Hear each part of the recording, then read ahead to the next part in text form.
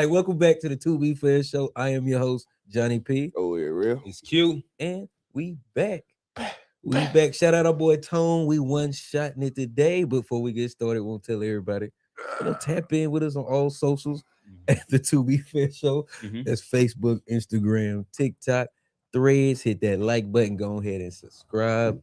And we're going to try our best to read the super chat today. I don't know who got their glasses today, but Rail got his glasses. You see him. We're going to make it work. Speaking of Rail, he had a good question. Posed to the chat earlier this week. Yeah. I watched y'all's watch Unpack on Wednesday, which I typically do every week. You know what I mean? Okay. Being a truck driver, it's like super fire to have a good, a podcast that you like, that you have, every week you're gonna get it at the same time, and it's gonna be good. Sometimes. Oh yeah. No, I ain't really worried about the time y'all start. I'm just talking about the day. No. I watch it the day after. Some weeks we've been like a every other week pod lately, but I didn't notice that. Like did we shoot last week? I know y'all didn't shoot last week, but it seems y'all pretty consistent. Okay, all right. Y'all are pretty consistent. Shout out. Didn't even notice. Oh, real. Yeah. So I was looking at the podcast, and I also watched Jay-Z's GQ interview, and I was wondering what y'all think about his the statement that he made, and so I wanted to know, does hip hop need battling anymore? Is it something that's necessary? You want to run the clip? Okay, yeah. I got a take. So you want to get your take off before the clip? You might as well look at the clip and then I want to go first after the clip. That's fine. That's fine. Just calling my, give you permission, Johnny. Stating my bid. So yeah. Before you start, what did y'all think about the interview? Interview in general? Yeah. I thought a bunch of things. I thought, why is Jay-Z wearing this shit? Like, he was in there with the gold grill on. He had a grill. I'm in the truck, so I ain't really paying. I listened to it more than like. Yeah, I didn't see it. I be watching it. But it's like he's too old for this. He's been wearing weird shit for a while. He's been looking like Basquiat for like 6 years. I seen some of the when I was getting the pictures for the cover art the other day, and I'm looking up like 2026 Jay-Z images. Yeah, he with the black gloves and the skinny glasses. I was like, all right, Jay-Z, you doing a lot right now. As it comes down to the interview, I'm trying to think, like, what was there any good takeaways that he had said? So it was terrible, is what you said. I don't know if there was a lot of things that I thought that I don't necessarily care about. All right, so this is where I'll start at.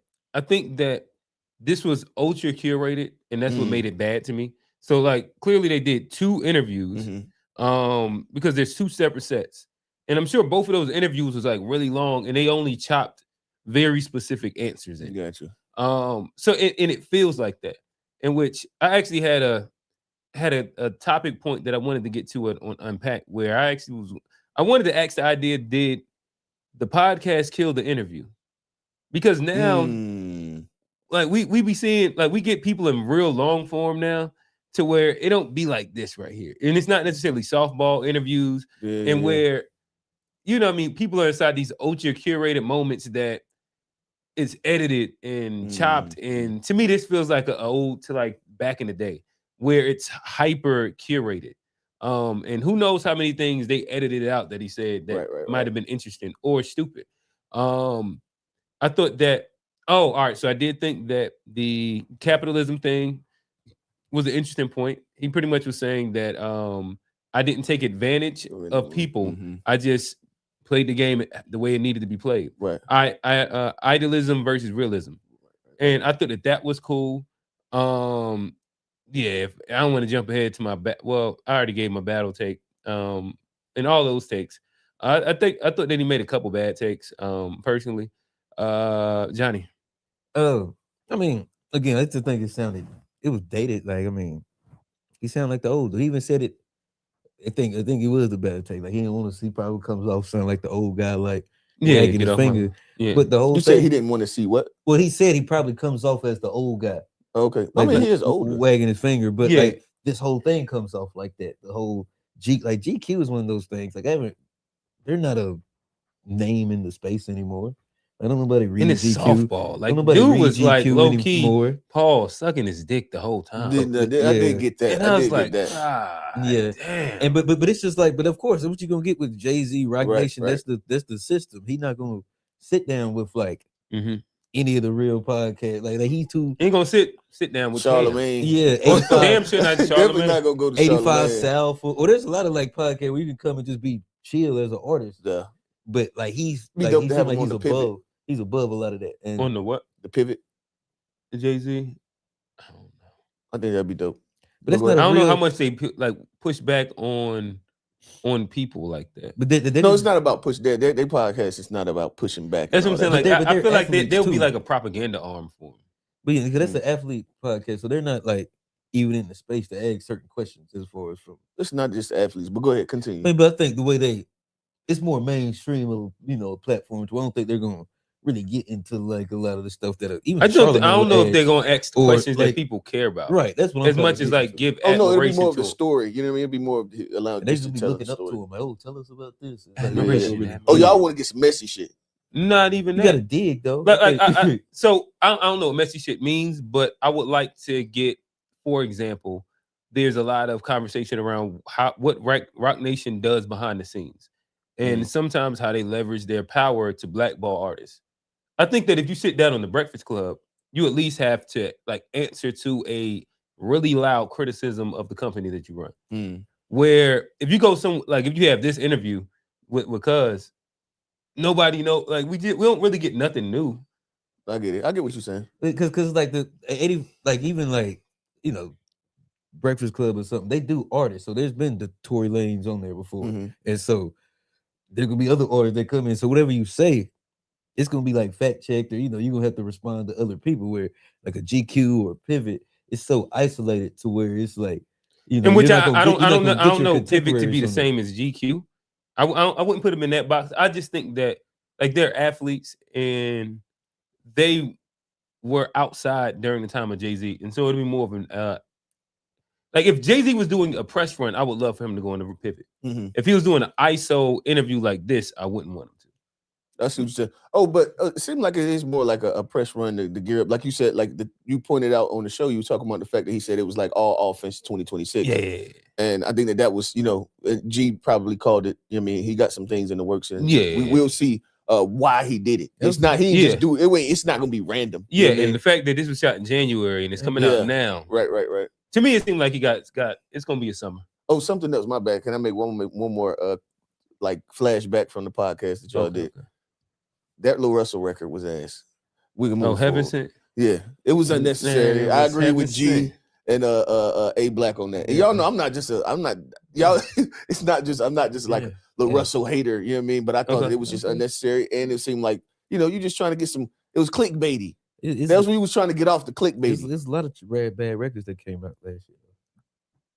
Yeah, we talking. What does that have to do with what I'm talking about? I don't think that it was like. My bad. I actually haven't listened to the full song, so I don't even really have like a. Oh no, I haven't listened to the full song. Opinion. It's just that piece. I thought that before he went into the Donald 2 lipstick, I think the chorus is interesting, in my opinion. Interesting. I think that it can go a lot of different ways. Like to me, if you're a storyteller rapper, you could tell the story of two people from similar scenarios in the ways that they went and how. The idea, the idea sounds dope, but I just feel like it was lackluster. Like what he put out, it was like it felt like there was a level of effort that just wasn't in. You know what I mean? In the hook, I just didn't feel that there was an effort in really trying to like, you know what I mean? Really provide a good product. The hook to me seemed. I thought it was that. Okay, Heaven Sent by LaRussell or Skate by JID. Or Skate, I can't remember Skate. But I'll go with JID. Oh, Skate. That was the one with the John. Yeah. I'm going to go Skate. Okay. I'm going to go Skate. Yeah. The fucking skating ring song. Yeah. I wasn't the biggest fan of it. Or a fan of it at all. I skipped that joint every time. Don't leave. We going to have you call in today, boy. You got to stand on some of the Michael Jackson takes. Yeah, we're going to bring the after show back. Rewind. What Unc say? It says, who got the good eyes? As I've said before, Jay-Z is out. out of touch with Out of the touch average with the average person, person. and is Okay, most Jenny, you can definitely out of touch with hip hop now. I could see that. The song disrespectful to FBA greats. Oh. Is it weird? Oh, I agree with Is it weird? Yeah, he talking about the LaRussell song. No. Oh, it's something that y'all got. Yeah, So, that's okay, going. inside joke. Engineer Wonder. Yeah, y'all They're gonna not run calling the no clip? FBA greats weird. Jay-Z a bum billionaire. Okay. All right. So shout out A Black. Shout out A-Black for sure. Yeah. All right. Play the interview. Y'all ready to play the Yeah. clip? We'll play the clip real quick and then we'll get to it.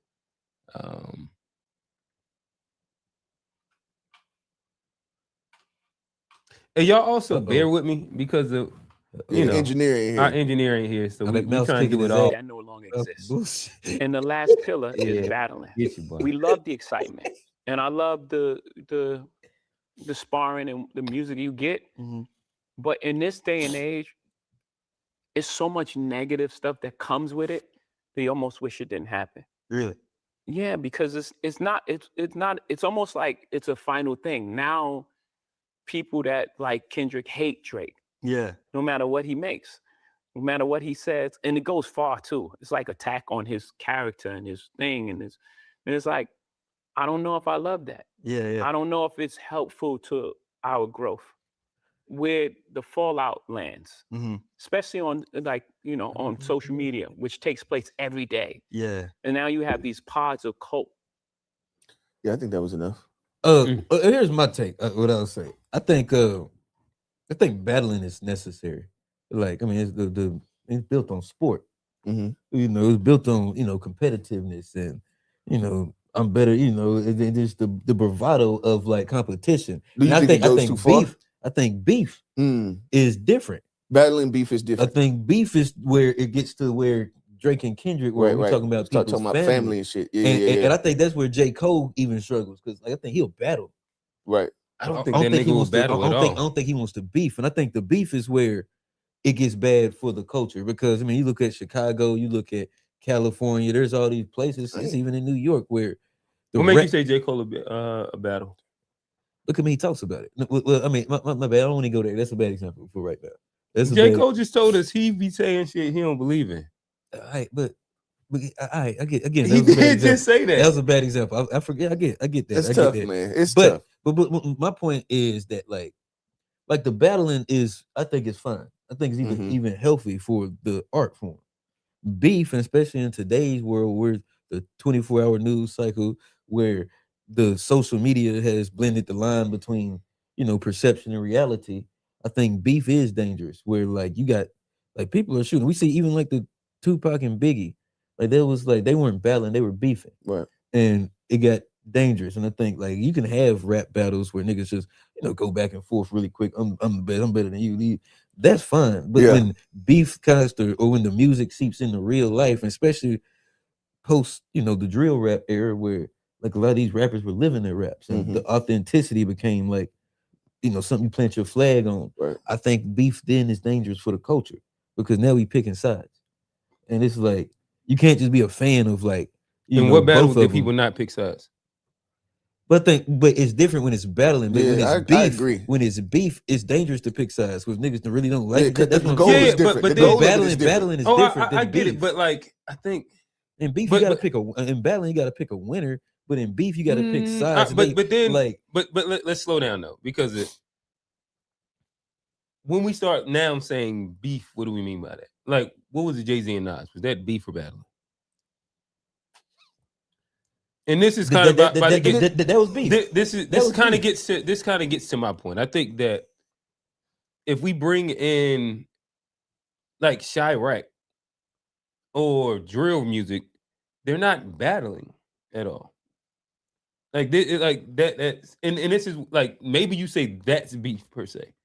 There's not a battle element that's really happening. But they all have diss songs where they come with all of that, and like there's diss songs and battle like tracks that come. But nobody judges, and they respond to each other. But tell me this: when has anybody said this group won because their diss records better, or do they even judge the diss records, Or I is don't it even think it's about that at all. But- Yeah, but- it's right, really- right, and that's what I'm saying. Yeah, I see what you're saying too. Like that's a different thing. So I don't know why we would put that into. Again, if we're saying like Jay-Z, Nas, I think like even the Kendrick Drake. if we're saying the Kendrick, salaciousness Drake, of the accusation is what No, helped I think Kendrick it- win. but, Essentially, there should now be a line. let's walk through it, because of, like, I understand what you're saying. Like they're it can get inflammatory and shit like that. To me, I don't know if like I care or not. But I also think that there's a separation between like that and drill music and shit like that. Where if we go in the history of battling, battling deals with personals also. So like if you want to go all the way from KRS-One and The Bridge Is Over, you want to talk about, and this is why I thought that Jay-Z was hyper hypocritical, because he actually did everything that Kendrick and them did. And Yeah, niggas but see, talk the about thing is, leaving but- condoms on the baby seat. But he's also And- drawing the line where social You media, know what social who media did you adds know to what it, would you and know that's why who- it's different now. I don't know. And again, like this is why I'm saying, like, everything that he said, you could put the mirror up to the Jay-Z Nas battle.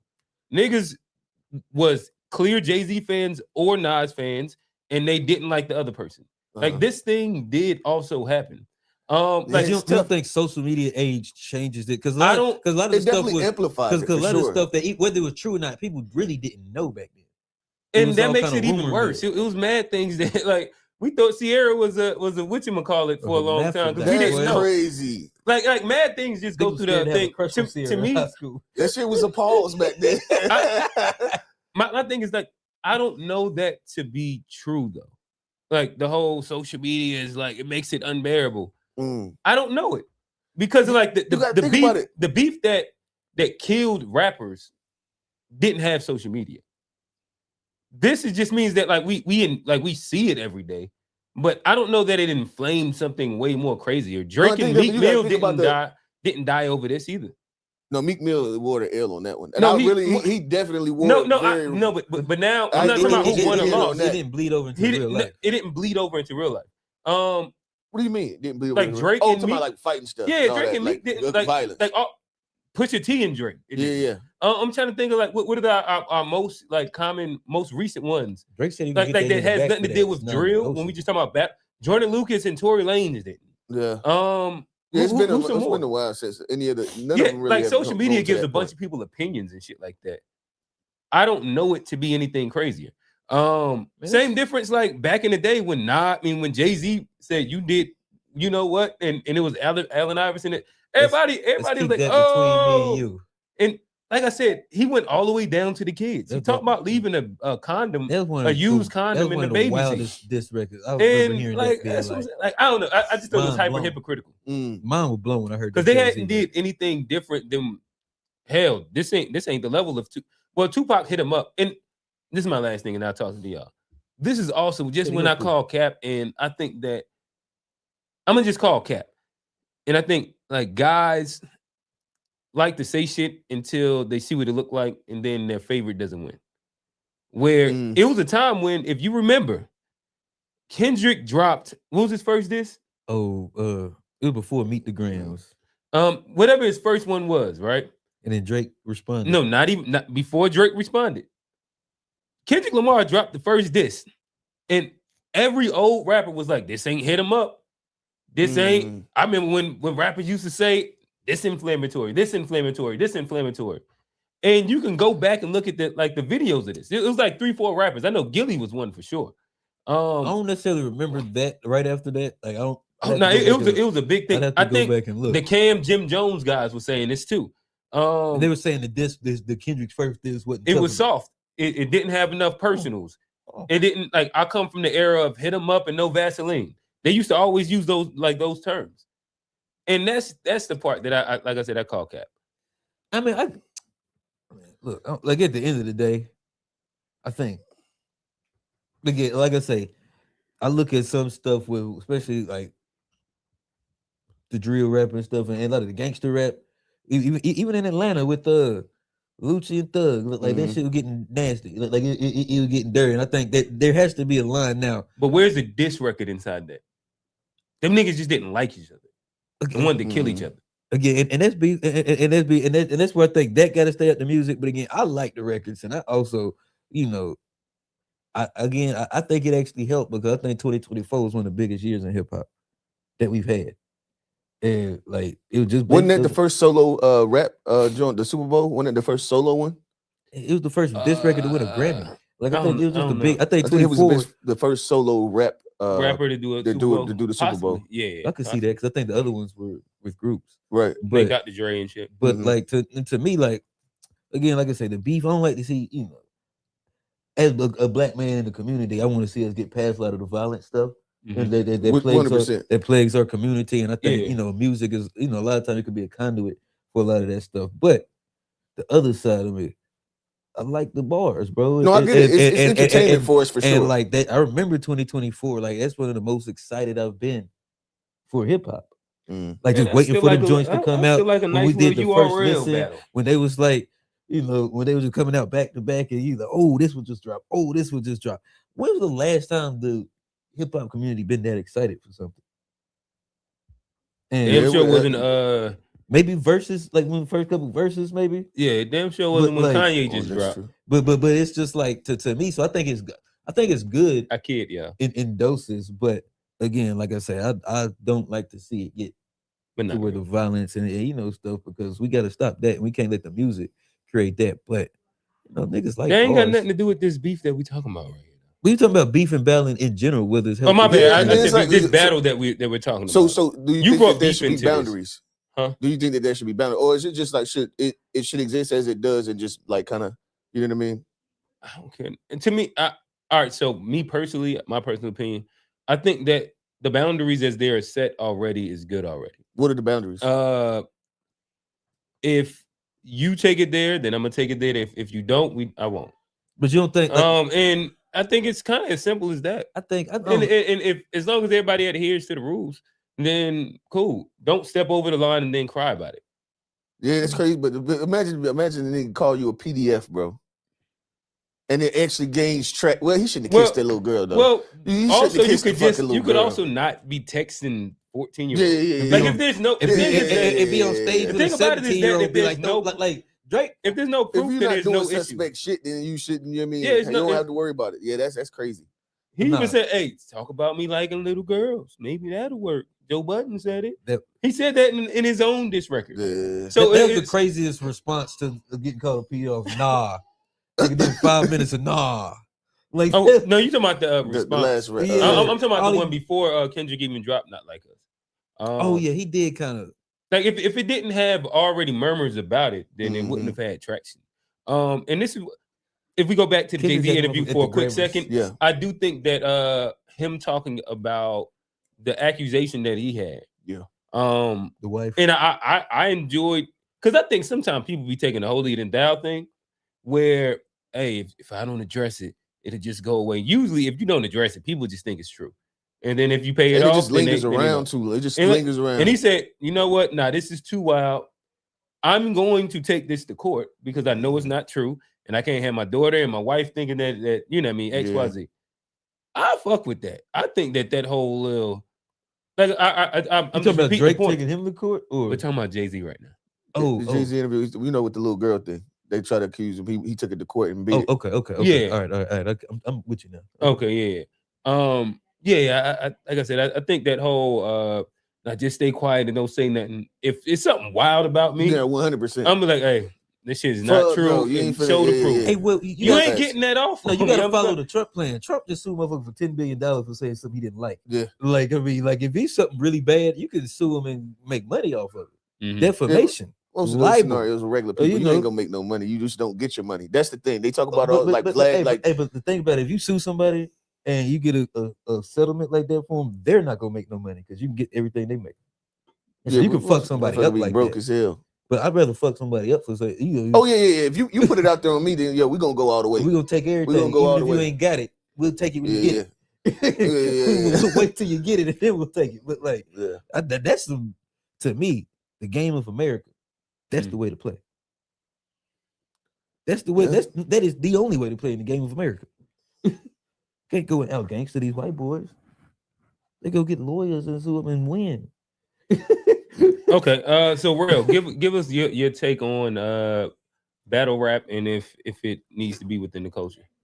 I'm pretty much like honestly. Well, initially I thought that what Jay-Z was saying it made sense because when he was saying like, okay, if you got on the same record, we can prove who's better. You know what I mean? If the intent behind it is to see who's better, and that's where it is, then we can get on the same record and prove that. You know what I mean? It ain't got to be beef. And so I agree with like, but I think that there's a difference. The sparring, I think that's healthy for rap for sure. You know what I mean? The hierarchy, the big three, making a nigga prove whether he really, you know what I mean? Whether he really like that or not, making him prove it. You know what I mean? I think that's healthy. But I definitely like, the salacious and all, you know what I mean? Talking about people, kids, or like people, mamas, or anything like that. Like, to me, it's just like, it's just, I don't know. It just rubs me wrong. You know what I mean? I ain't the nigga that's like co-signing, oh, that's a dope line. You talk about the nigga mama, like, I ain't really going, you know what I mean? I think everything has to have its context. What to me, what made the Drake and Kendrick battle is that if you followed it, you understood the ramping of I understand. Context. The escalation of force was over Drake. Because it's like Kendrick didn't want to do it. He told him. Hey, I don't want to do it, but stop I can telling do lies it. about me. I won't tell truths about you. Yeah. And then he said one more time, hey, got the mole in there. Don't do it. Drake, he dropped this, what he thought was the news. Said Taylor made. And he then said, you later, the door crept open. It was like, oh shit, Kendrick is a fucking evil genius. What they call this shit? Start talking to that nigga's son real quick. Let me talk to your mama for a second. Yeah. What they call this shit? Like, he actually disrespect your mom. I'm just gonna talk to her. And that's the thing. Like, he didn't even talk about his mama. He talked to his mama. Yeah. Let him know, like, fucking up. Listen to your son. Like, this nigga. Yeah, that's crazy. That was probably, to me, that was the most like creative, you know what I mean, diss record that I've heard. That when I heard that, it was over with. I felt like sad, that shit, bro. it got sad. It was scary. That's I remember riding to work the next day. That was like that slow walk, Jason. Yeah. Motherfucker, them niggas always fall. You gonna fall. That nigga should have put them horns in the background of that shit. You look like a little scary movie. They hunting that nigga down. The little jump scare. Crazy. No, you know the little tense horns where nigga like running through the hood and they like chasing them down. I just played the meme on here a couple weeks ago. That's what he should have put on that motherfucker. Oh, you talking about the saxophone? Saxophone, yeah. Oh, okay. Saxophone. I couldn't remember my instrument. Yeah, and then so like, and honestly, I'm not a Drake guy. You know what I mean? I don't really fuck with. I mean, ever since for me, once you stay, you're not writing your records. You ain't on the top nothing. As it relates to hip hop, once you ain't writing your records, you ain't in the big nothing. To me, big nothing. Yeah, somebody that this week too. You can't be in the top if it ain't coming from you. How are you in the top, nigga? This is not acting. Right. You know what I mean? This is not a movie bit, though. Like you gonna have to. This has to come from you. Right. You know what I mean? So like, yeah. Listen, So once I realized that, and then now it's so. Oftentimes I feel like I can hear when it ain't even him. You know what I mean? When you start hearing them crying a little bit. I typically know when it is him. Yeah, that's what I'm saying. When it is him, yeah. So like now that you know, it's like crazy. Damn, this don't even sound like he ain't write this record, and it'd be the slaps. And then when you start the emotional records, be him. Yeah. Or when he's like doing his rapper shit. You can tell it's like he has a certain cadence and perspective that he raps from. 100%. When he does that, I think that. And I think he's really good too. He's really good. Nah, when he does that, I really fuck with it. Yeah, but nonetheless, I guess maybe we still need battle rap. I guess I don't know. Yeah, I agree with John. Like beef and battling, I think that's two different things. Yeah, and I can agree with the beef part. We don't need beef. And this is what we call a fair resolution. Hey, look at that, guys. Good job, Hey, this nigga told I was listening on the show. I think he said what he said. Cole, if he want to be the what is it like me? The growth guy, Cole? He got to be like that all the time. I said that. Yeah, you said that. I probably did. That sounds like something that we about to get into it with Johnny. With Johnny question. In which to be a rapper. I think like rap. Maybe my question or my statement should be: don't let your favorites do interviews. God damn. Like it just makes shit worse. It sucks and to worse. Meet your idol. Yes. God damn, Cole. Like his older interviews was a little better. Right now, been bad though. They've never been like that. I don't agree with that. Me and you had that back and forth before. But I think that prior to 2022, I think that he had really good interviews. I thought so too. Where in long form, he does what he does right now. But to me, I think that he's just showing, I don't know, maybe it's like some character flaws in there. I thought one was like super corny as I was listening to the 7 p.m. in Brooklyn one, and a little bit of the Cam one too. Like he's like King Straddler. Middle ground Cole. Yeah, it's at like a weird little space where, like, I don't know, like his breakdown of even the Kendrick and Drake shit was so nasty. I love like both these niggas. I love both of them. Hey, and Drake, he gonna be mad at me for a quick second, but I love when Kendrick did that. Yeah. And then he's like, but then I hated that I had to go through that. And Yeah, when Iceman a fair take. When though? Iceman come, I wanted him to smash. That's him. a fair take. I want him to smash him. And I feel like that's fair. Like that's like, okay, if y'all two gotta, you know what I mean? I would feel the same way. Like that record was hard. I hate the fact that he killed my bro like that. Kind of you know what I mean? I feel like that is a fair take.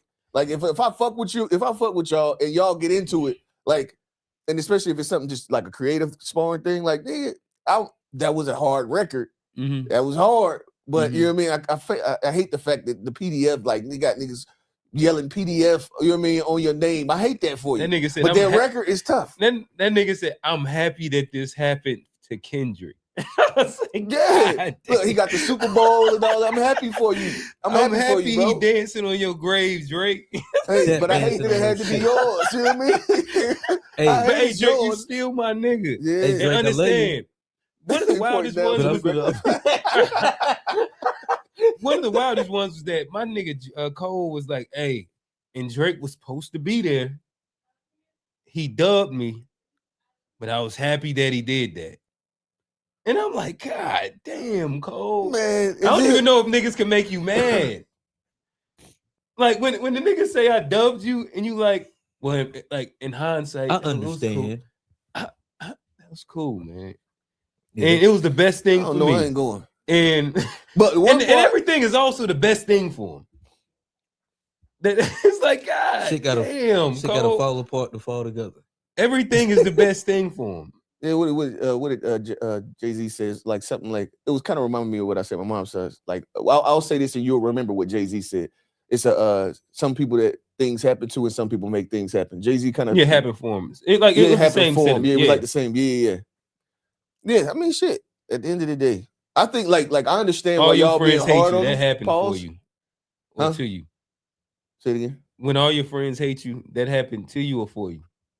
It could be both. It could have happened for you. You need to get them out. You need to get them niggas out the way anyway. Begging them niggas like, and he say, "Hey, I know this sound kind of corny, but I still be wanting to shoot off a text to my niggas." Oh, like, bro, stop. And he said that they don't be communicating with him no more right now. I done sent the nigga 16 texts. Oh my God, man, come on, man. Some point y'all got I still love that. He's a regular person, bro. I still love that nigga. He's a person. I get it. What are we like? This nigga got. What is it? I understand, like, as far as the smoke, like, nigga, and the fact that this whole thing made you is inconvenient. I understood that though. It's inconvenient for this to happen right now when I'm trying to drop my shit. I understood that, but like the fact that you had to go it took two more. It took 2 more years for you to get your project out. He also built the Kendrick legend even more. He said he had a project ready to go. And Kendrick made him scrap it and re-record a whole new album.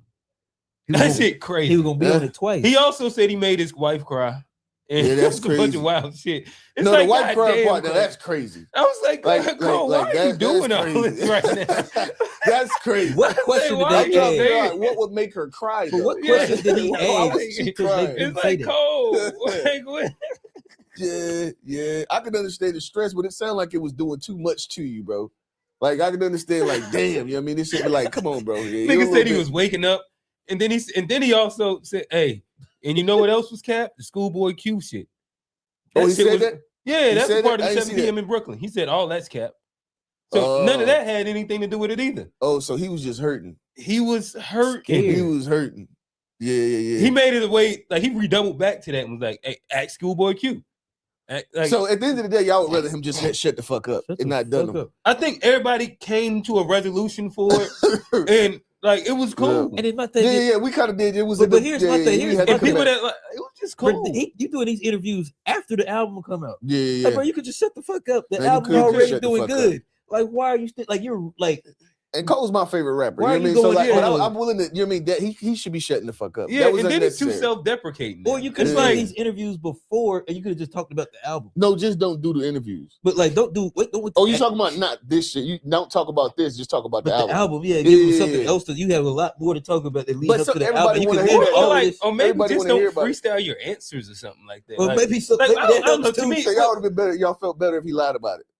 I don't even Just know. told Like, us something different. I think Don't that there's plead the a fifth. way more. Plead the There's a fucking way fifth. better way to answer some of these questions. Like when niggas ask You you, supposed to leave. If your wife did cry, you ain't supposed to tell nobody. yeah, Bro. there was no reason to You say can that. let But that go. also, like, if somebody asks you, "Are you the best rapper?"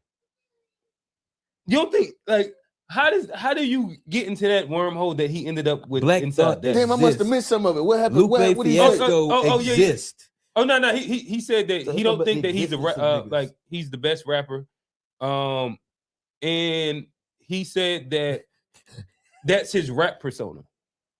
And so after he leave out the booth, it's a pretty and much honestly, a dub. you know, the funniest thing is I didn't see that part, but that's kind of what I got from the whole thing. It's like it is the persona, like he's rapping, and that whole tough part of it, it's just raps. The tough, but now like It's just raps. I just thought that he might have at least thought that he was the best rapper. Yeah, that's a crazy. You And ain't like supposed to. so like- then it also becomes weird because he ends up being like hyper inauthentic, in my opinion. Yeah, that's, and like when I judge damn. people, and this is where like I'm in the weird space with Cole right now. Yeah, this is a weird because space.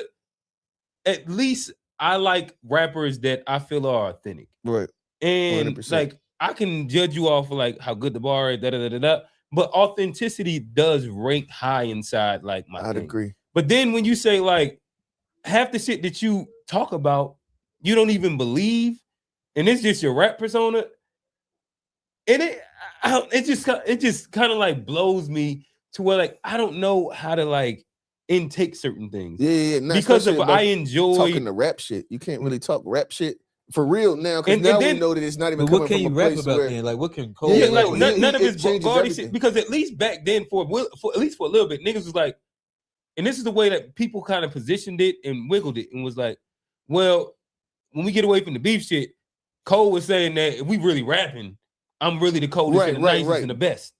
But if you don't even believe that, then it's like, what you Well, really but selling it's me? kind of a nigga conundrum. It's like the idea, like what's the dude? I can't think of the dude name. The one that snitched, told on his son, Queso's dad. I don't know nothing about that.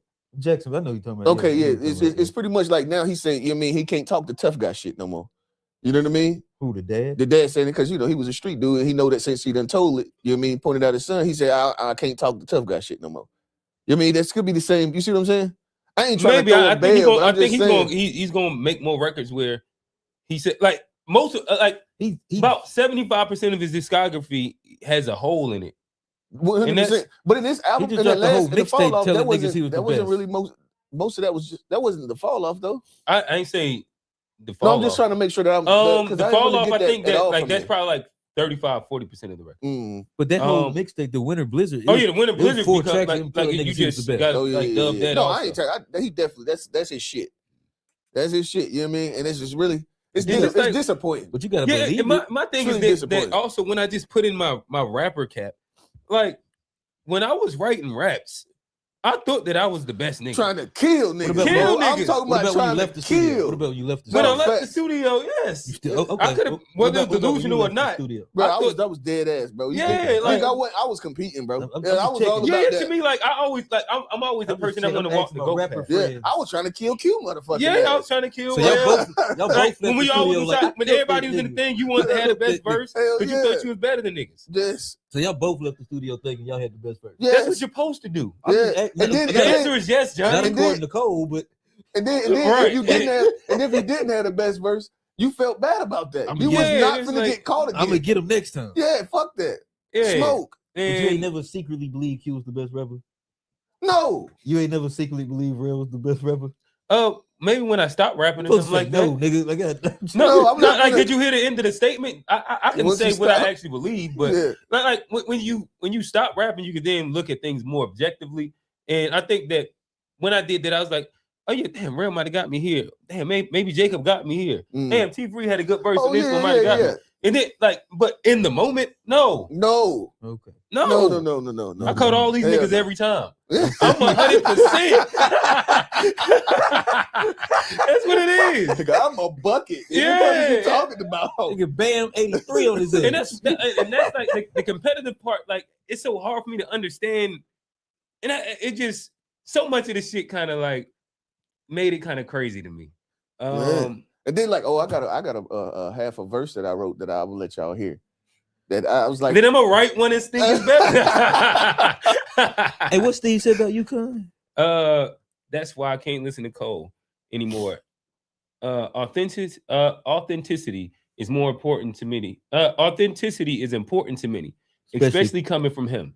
I agree. Yeah, And I think it's B-Mac tough. said that he used to be one of his guys as well. Oh, that's TBI. But yeah, TBI said, you know what I mean? And I think that's the part that for a lot of Cole fans, I'm still listening. we all kind of, I gotta play some of his music to see how it even feels. Yeah, I'm still listening. Just because have like it it's back. such a weird thing.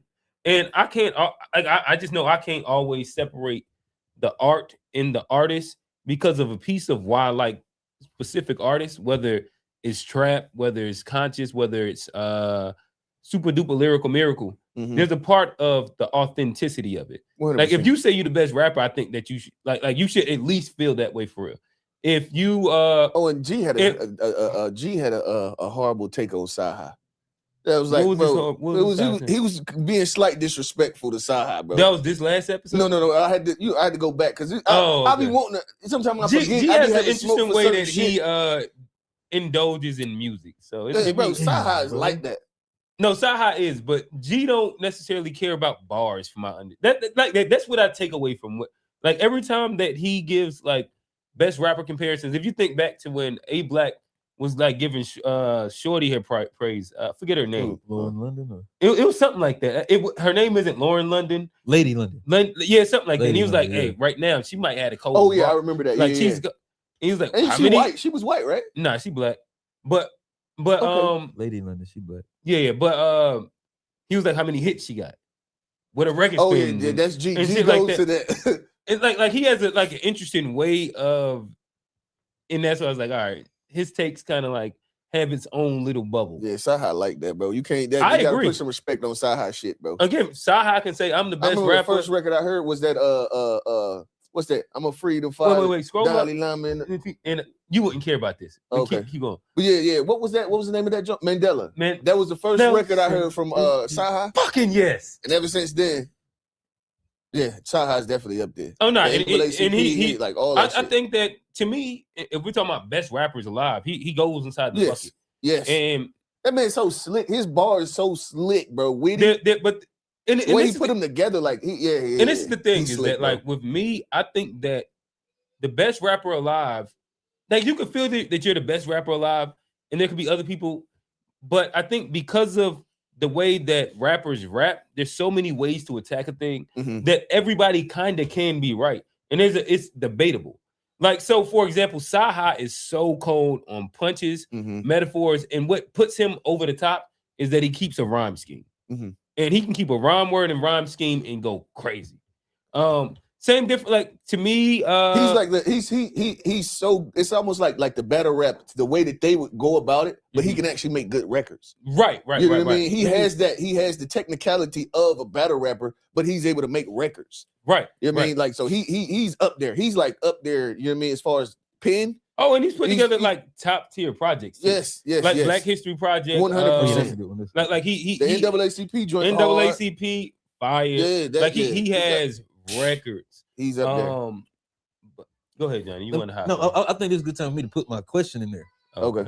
Like separating the art from the artist. And my question is, why do we give some artists a pass? Like who? Oh, let me finish first. Let me finish first. And then how come some artists like don't get a pass? It's like there are certain artists like no matter what they do, people still gonna rock. And then there's some people there's like damn near can't do nothing right, and people are just almost looking for a reason to like stop fucking with them. Well, I'd say that if you you go ahead. And it's like because I mean I could and it goes from like I first thought of this with the J. Cole, and it's like How does it like? Why does his interviews make his music sell worse?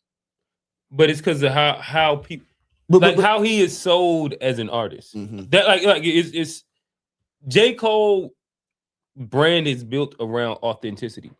So if he then comes out and say I'm inauthentic, it naturally makes a lot of bars that he says feel different, and even like certain stories and shit like that.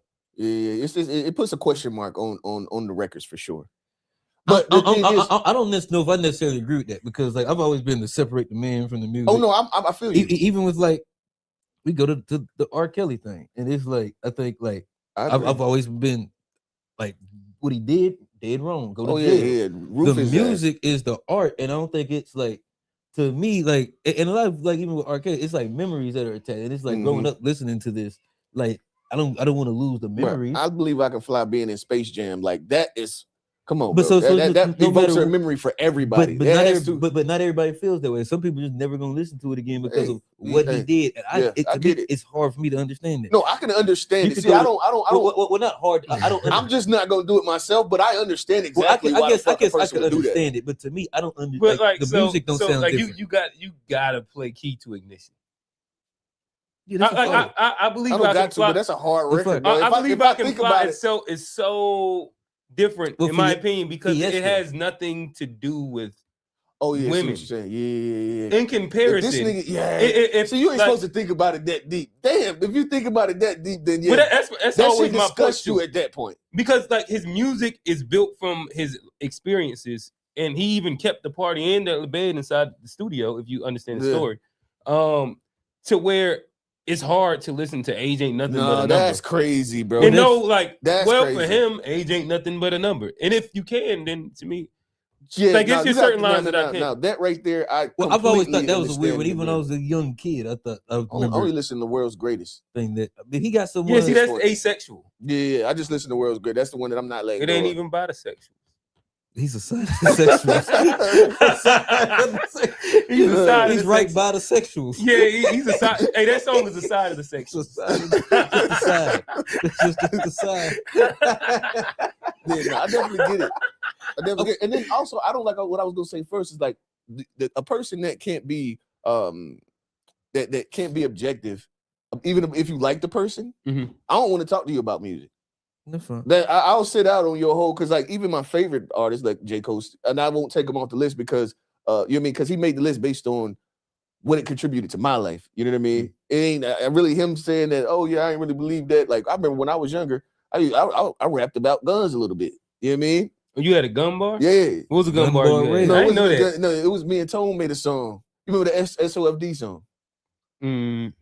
We busting them bitches and don't give a. You know what I mean? I was going by shit. This is dumb shit. At the end of the day, SOFD. What do you mean by that? What was that, John? That was Sticks of Fury drum. Sticks of Fury. Yeah. That was the high school drum. Damn, I was not expecting that. I thought you were gonna say so, but okay. But yeah, damn. Yeah, it doesn't mean as much to me. Like even like the I never cared if Jeezy was a trap nigga or not. The music was fire. Yeah, you know what I mean? If anthems, I was banging them bitches. You know what I mean? It didn't matter. Like, what if he never sold a drug in the world? Wouldn't matter to me. But so I'm bumping that shit. But the authenticity that would have did a lot to me. Yeah, it wasn't for me, nigga. The music hard. No, for me, authenticity does matter. Okay, and I'm gonna get it. And my other one was gonna be like, what? Because I don't really care about the person at all. And see, I'm with Ray. I don't care about the person at all, really. And like, even when the Kendrick and Drake shit came out, like, there's a lot of people that was like, they didn't want to go back and listen to Drake. Yeah, listening to Drake sounded crazy after that. I still like Drake. I ain't said it like it just sounded crazy. It was something that you couldn't change. Like, I mean, now any stuff you telling me, Cole, that means Real was on Facebook. His niggas out here still listening to Drake. No, it was crazy. And he was talking about Johnny the whole time. It's something when you say something and the person you fuck with step on their toes. Yeah, you're like, damn, man, that wasn't talking to you, bro. You know what I mean? But you hit it. Yeah, but my thing is, but like, so how come like Trap or Die wouldn't sound different if you found out he didn't, but Drake does? See, the thing is, but why do we? And another thing, but why do we pick and choose the artists who? All right, Johnny, let us answer some of the questions. So I think that you're asking a good question, and we're probably gonna get an answer, and I have an answer. Allow it to happen. You was about to like accident monologue, and then circle back. Go ahead. Yeah, so for me, it's not something that's like intentionally done. Like literally, I heard somebody listening to Drake in their car, and I just turned my radio down and listened to it. It just didn't. It sounded crazy. You know what I mean? It was something that naturally. It was like this nigga's in the casket, bro. He's gone, bro. It's over with. Like it just felt like different that. afterwards. And so like there was not an intention behind it. I never listened to Drake like that. So you know what I mean? I might have one Drake song on my playlist. You know what I mean? So it wasn't like a thing where it really affected me. That and you know what I mean. So that's why I wasn't. But it just sounded weird. Just hearing that nigga after that sounded weird. You know what I mean? So like, but for real, for me, like I don't care about what your personal life is. You know what I mean? Unless you do something crazy, like and then you like the R. Kelly and you listen to Age Ain't Nothing But a Number. And this nigga's actually talking about kids. You know what I mean? That is crazy. That is crazy. He didn't You know what I sing mean? that song though. That was Aaliyah. Okay, yeah. Well, okay. he wrote the song. Well, he definitely wrote it. Yeah, I get it. That's crazy. He's not singing that though. That would be That crazy. is fucking crazy. Like we can just go to anything from that era. Anything, anytime you talk It's about always- at this point, I never thought He about was it like married to Aaliyah at the time. Like any sex records during that sex time. record is crazy Yeah, after it's you know crazy, that yeah. like he's probably talking about children. There's no way I'm gonna put that on while me and my wife having a time. Yeah. And this nigga's over here talking about kids, bro. That's crazy. And What? so I guess my answer to your question is that for me, authenticity does matter inside my artists. And that's from like the ignorant music to the real music. If you make ignorant music and I found out that you're like hyper smart and you're playing like aloof, or you playing All of Us for aloof, it all sounds different. And that's just for rap, right? Just for hip hop. I think it goes to music in general. They can't because most people don't write their stuff in other genres. And for me, it's probably just hip hop. Like, yeah, I mainly listen to hip hop, so it's likely he's going to ride on hip hop. Yeah, and the same difference. Like if I found out Lupe didn't skateboard and he didn't give a shit. What difference would Nigga that went- make? let me- Nigga wasn't kicking or pushing. Like if I found out Lupe didn't skateboard or care about geopolitical shit, I think so much of like his shit kind of like hits different. Like if he was like, I was just pandering and doing a thing, I knew this shit would make It me was on mad. sale. Kick push should still be fire. Like though. I think that matters to me. Authenticity gives like the music its value, and I think that that's the difference between what's about to come with the AI music and shit like that, and how they can make these songs that That's sound crazy. the I most cannot fire believe shit. that we're gonna just even with it, that we have people that care so little about the genres of music to allow. But that to me, like even if happen. we, I don't even listen to this shit on purpose. I'm like I'm protesting that shit. And I get it, Period. but my thing is that Period. if we That's a don't, period for me. if authenticity doesn't end up being a piece of the pie, then it don't nothing matter. stops the AI from actually being like the wholesale producer of music Yeah, but because I don't of like there's no actual human element to it. And, I mean, the human, you Yeah. telling a lie is a human trait. You know what I mean? That's a human characteristic. but that's why authenticity is important to me. Yeah, Besides I won't go as rappers far that as the like. AI though. I think that I don't really because I'm not really here to. I'm not trying to follow your personal life. Like I'm not the nigga that care about the news about what's. Oh no, but nothing about your personal life but matters that's to me. different still. Like we don't got to be inside the like the tabloids with it. But if, for example, T.I. never did anything that he rapped about, but the majority of his entire like trap music era was all built on that. Like if I find that out during that time, I think that it's or even now, maybe the shit sounds a little different. That's just kind of my opinion. Where I think what made T.I. and unique is that, hey, he's saying this shit. He bagged Shorty when she was at the height of her career as just a regular trapper. He's really from the spot that he says he is, but yet he's like this juxtaposition because he can talk and be articulate and shit like that. It's like this interesting little mesh that then when you hear his music, it has context to it that allows you to be like, oh shit, damn, that's kind of fun. And to me, I get it. But like me, like J. Cole's my favorite rapper, but I didn't care to go to see him. I don't care about, you know what I mean? I don't value like I just the music for me. Like I don't really care much about you as you know what I mean. Person. I don't care to see you. I don't have really like a real, you know what I mean? I don't know you, big dog. Like I don't know you, so that it doesn't connect to me at all in that regard, in that way. You know what I mean? So like, yeah, like I say, he's my favorite rapper, but like, I ain't been to a Dreamville Fest ever, and I feel like I don't really care. You know what I mean? If he come to the show, I don't really care. I'll go through some of these comments. I fuck around and go see. I got Jeezy my part again. to this also. But I don't really. He said, I don't understand G's taste in music. Who's that? That's TBI. Oh, okay. Damn, shout out Mom Duke. She said Duke just lost it. Fuck it. That's what he showed me that said that you wouldn't care about. Oh yeah, I know. Yeah, you're right. Yes. I gotta see how it happened. I like the fact that it was this emotion. It was 1 point. It was down by 10. Where Isla at? Let me get that belt off your waist, Isla. I like the fact that you lost. Hey, I didn't lose. I'm winning. I'll tell you, I like Duke though, but I didn't lose. Okay. Yeah, your team lost. You look like you lost. You was in here talking about UNC. Y'all niggas, y'all went a little further and get shit. Damn, y'all just wasting more money on planes. Like leave it alone, bro. That's all it was. Let's just move on. Yeah, you lost. All right. KRS-One. Damn. 19. Oh shit. Let's go. Hey, Hurley for president. Fuck Hurley. Hurley for president. I'm guessing that's the coach. Yeah. Damn, by 19. He was married to a 15-year-old. What is your guys' take on 2 Chainz since you say you like authenticity? I like 2 Chainz. Is he I thought he was authentic. Well, I like everything that I know about him seems like it's kind of I fuck with 2 Chainz. Oh yeah, he got that book. Like, he got a book coming out.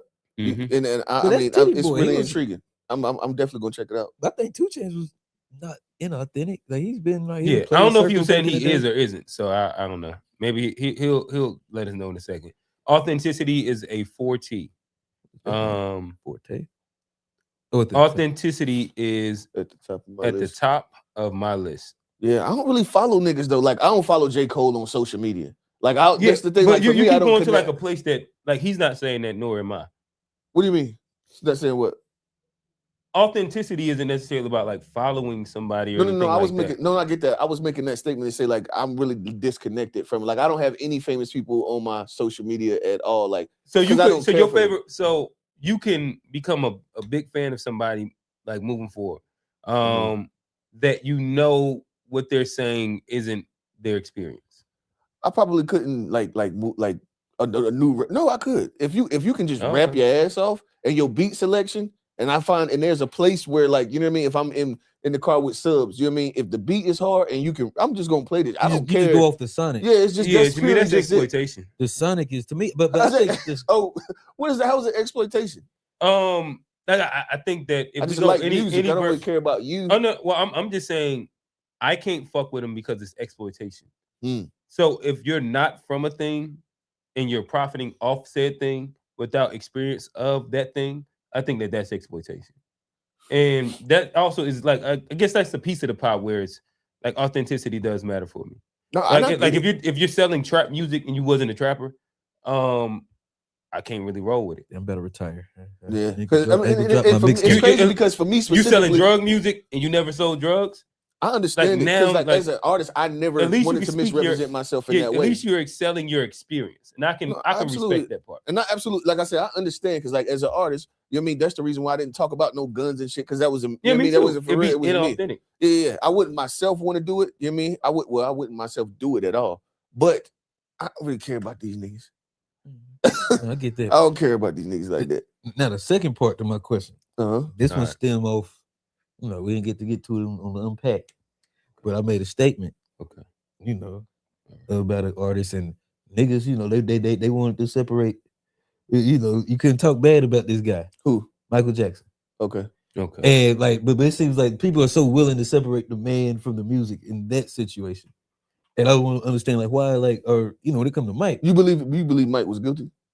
It wasn't about his guilt or anything. Like I just think it was weird. And like, I think if anybody else do it, I feel like it wouldn't be no passes. But Mike got a pass, and I don't understand like how like we can separate. You know, can't talk about Mike. You know, you can't talk this Mike.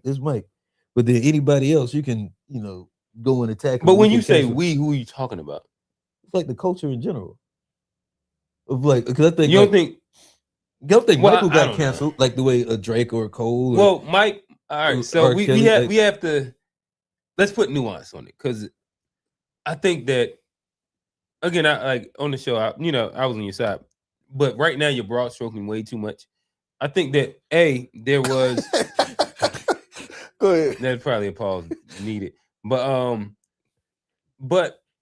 so in context, Michael Jackson did have a big run from pretty much like 95 to like almost when he died to where he was quote unquote persecuted by a lot of the culture, the tabloids, XYZ. They like Oprah, she had the guys up there. Like this became like a big thing. He went they had the whole little trial and shit like that. Michael Jackson didn't die in favor of people. Like people weren't like on the Michael Jackson train when he passed. For like the past 15 years of it. They was gonna go to that show though. They were gonna go to the show because this is it. Yeah, they were gonna go to the show, but when he still was. It was super still celebrated when he died. Like no, all right, but now you're talking about like when you when say somebody he died, dies. then, you know what I mean. But like, Yes. he was. Okay, people was not. When but he a was lot of people was like up until he died, like he was a recluse that was getting like drugs and shit like that. Yeah. But he wasn't outside. okay, He wasn't maybe, like maybe I remember it wrong. Yeah. like even when he had his kids and the whole hanging the baby over the they thing, was like, they was making a big deal out of everything. every he was single fucking doing. thing. Like, Yeah. when somebody dies, and somebody recently just talked about this, like it's almost like a get out of jail free card. Yeah. Where a lot of times, like no matter what you do, your sins get washed away. You just gotta die. And then also, as time got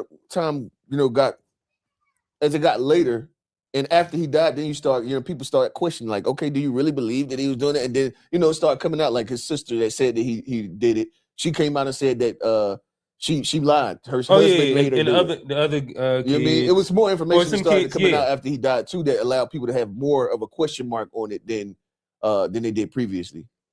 Yeah, and so like I said, you started broad stroking for a while. The people that we were talking to, bro, he's doubling. But no, well, my thing is that like if we take it like in not just put it Michael, or if we just speak specifically to like certain groups will do XYZ. But it's hard to answer the question the way that you was framing it because I don't believe that to be true.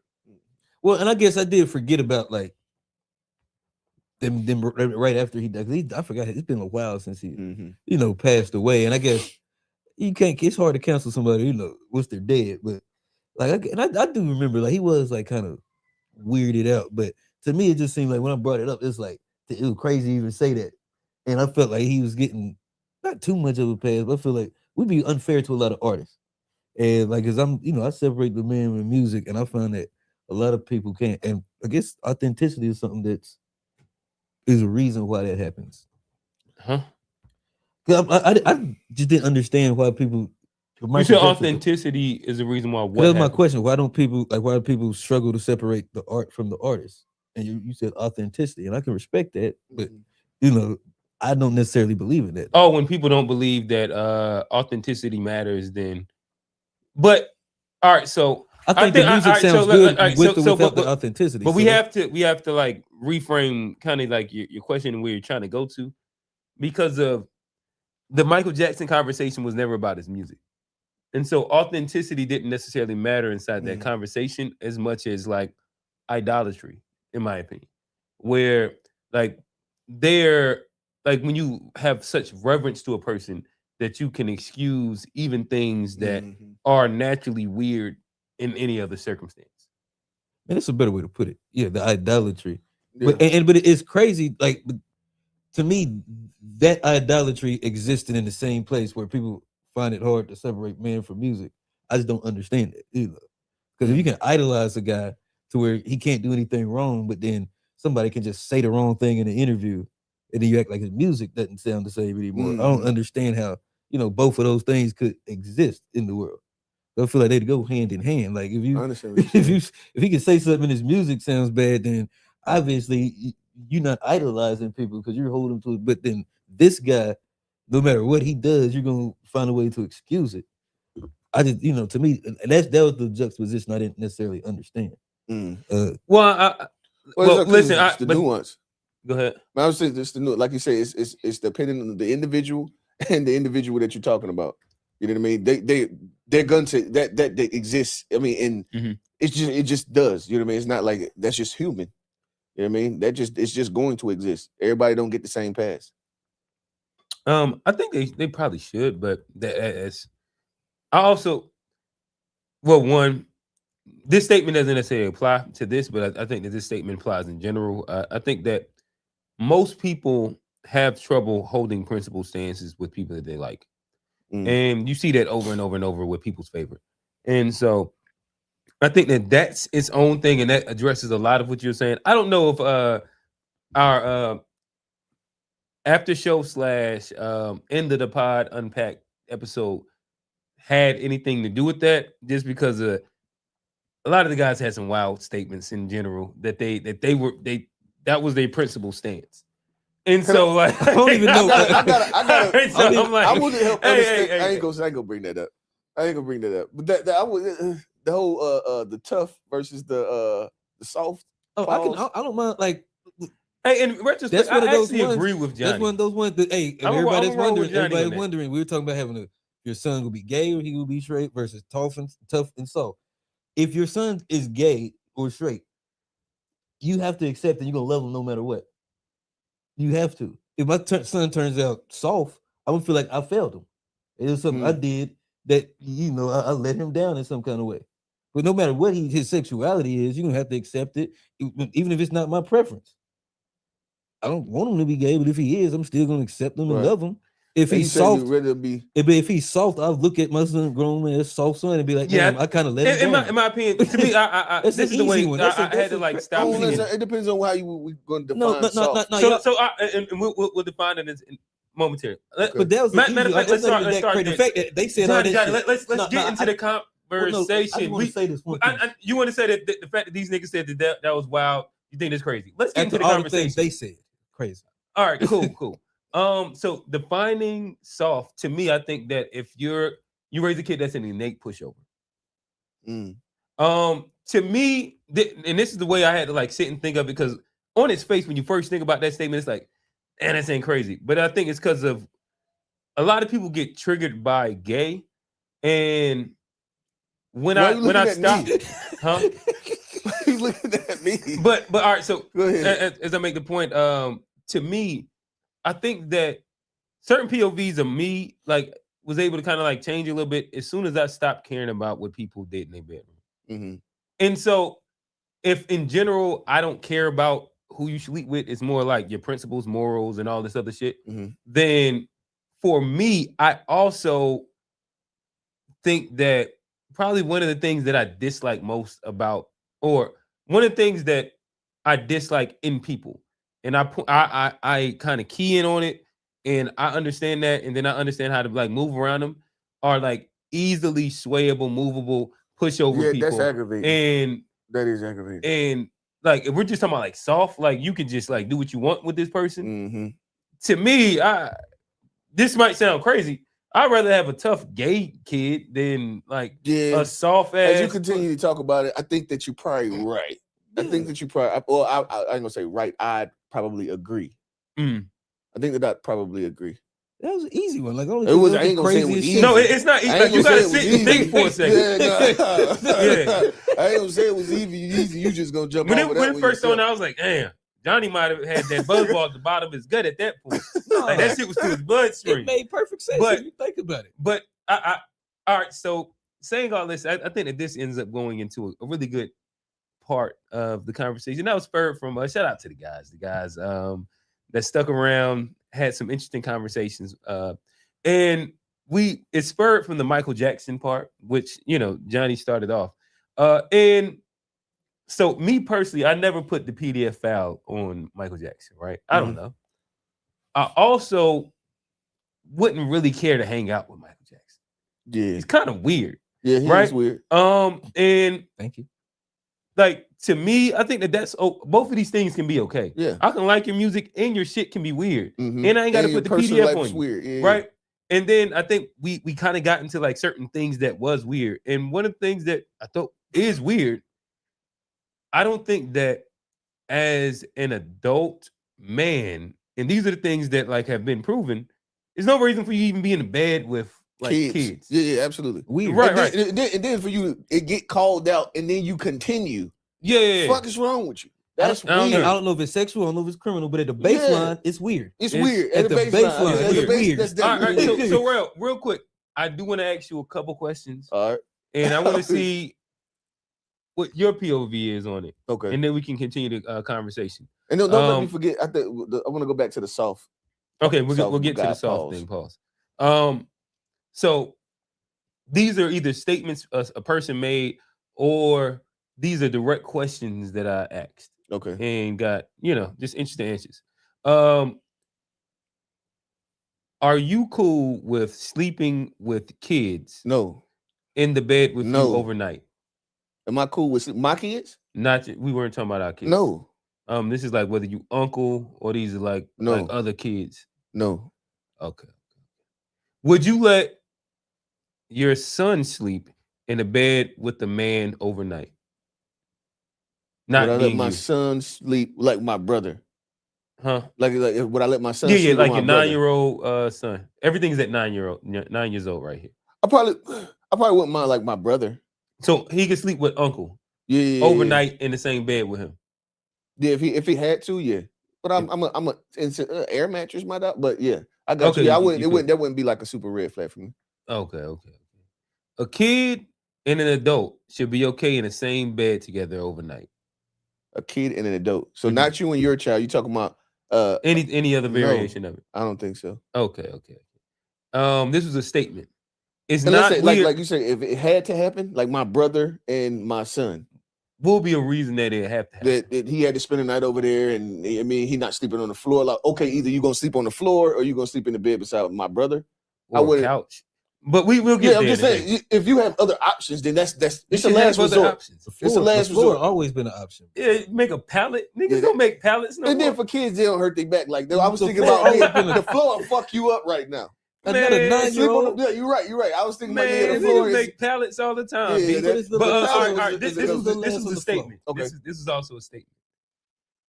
It's not weird in any shape or form that a kid and an adult are in the bed together alone, no relations. That's weird. Okay. It's like a last resort type of shit. Like if there's no, you know what I mean? No, that's weird. Let me ask this question. This will be the last one. This was a scenario. Mm-hmm. Me and my wife are in the bed. My nephew or niece comes in. Mm-hmm. I would leave my bed to go in the bed with my nephew in his bed and sleep there overnight. So you left the bed because your niece got in the bed with you, or niece or nephew, because like, I had a nightmare. I'm scared. Something. Yeah, I'm scared. Would I get out of my bed? But I'm not gonna go and sleep with the other. No, you gonna tuck them in or something, right? But then, would you sleep in the bed with them? No. Okay. You tuck them in. Yeah. I'm trying to get you and get back in the bed. Yeah. We let you fall asleep, and then I'm gonna go and get my fucking bed. Okay, pass. Yeah, you passed. He passed the test. Hey, listen, I had 4 out of 5 niggas inside the after show that answered opposing to all these questions. Not necessarily. And you know what I said? I said, you know what's crazy? I wouldn't want my brother to be sleeping with my daughter, so why would I sleep with my niece?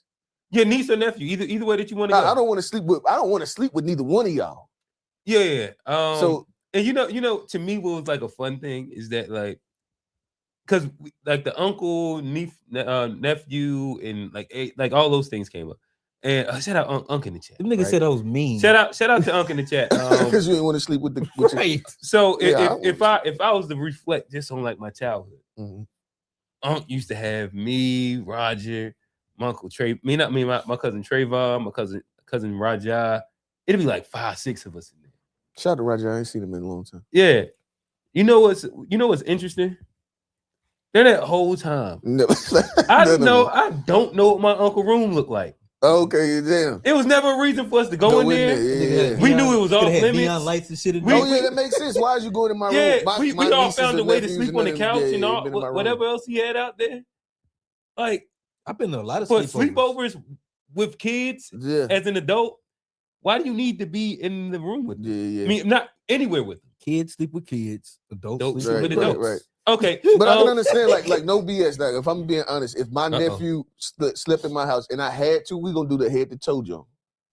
What does had to mean? If he had to sleep, well, there's no reason for it. Like he's like There's 9 years old. No, Like no, if he's sleep under on 5 or the something like that. the couch or any of that stuff. Yeah, that just makes more sense than that. That's like had to. Yeah, there's no have to. That's what I'm trying to understand. Yeah, it doesn't make sense. There's no have to. There's no reason for that to have to. I slept on too many floors.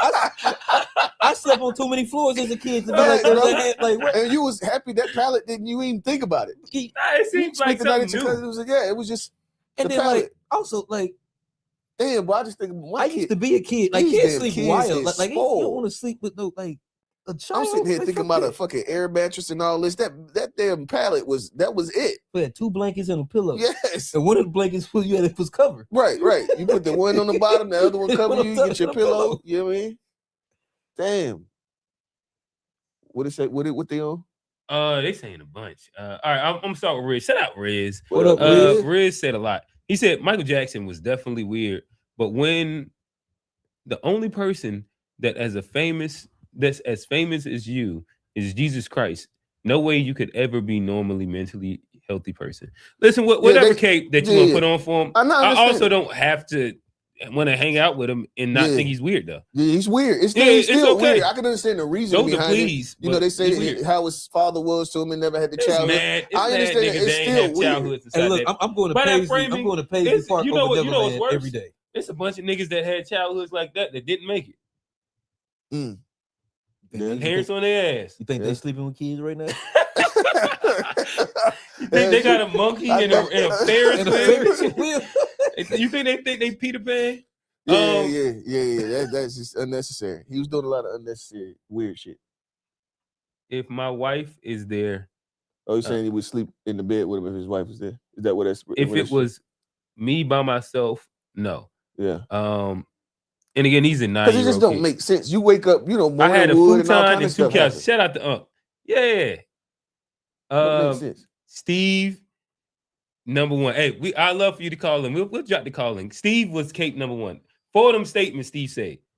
He was going? Yeah, he was going. He said it is not normal. I mean, it is my bad. Not abnormal. I'm gonna read verbatim because during the time I was like, Steve usually be like on point. This is like a wild Steve. This is like the first one that I was like disagree with. The niggas was not being very. But as you see, I got Steve beside like 40. Yeah. Steve said it's not weird in any shape or form that a kid and adult are in the same bed together alone with no relations.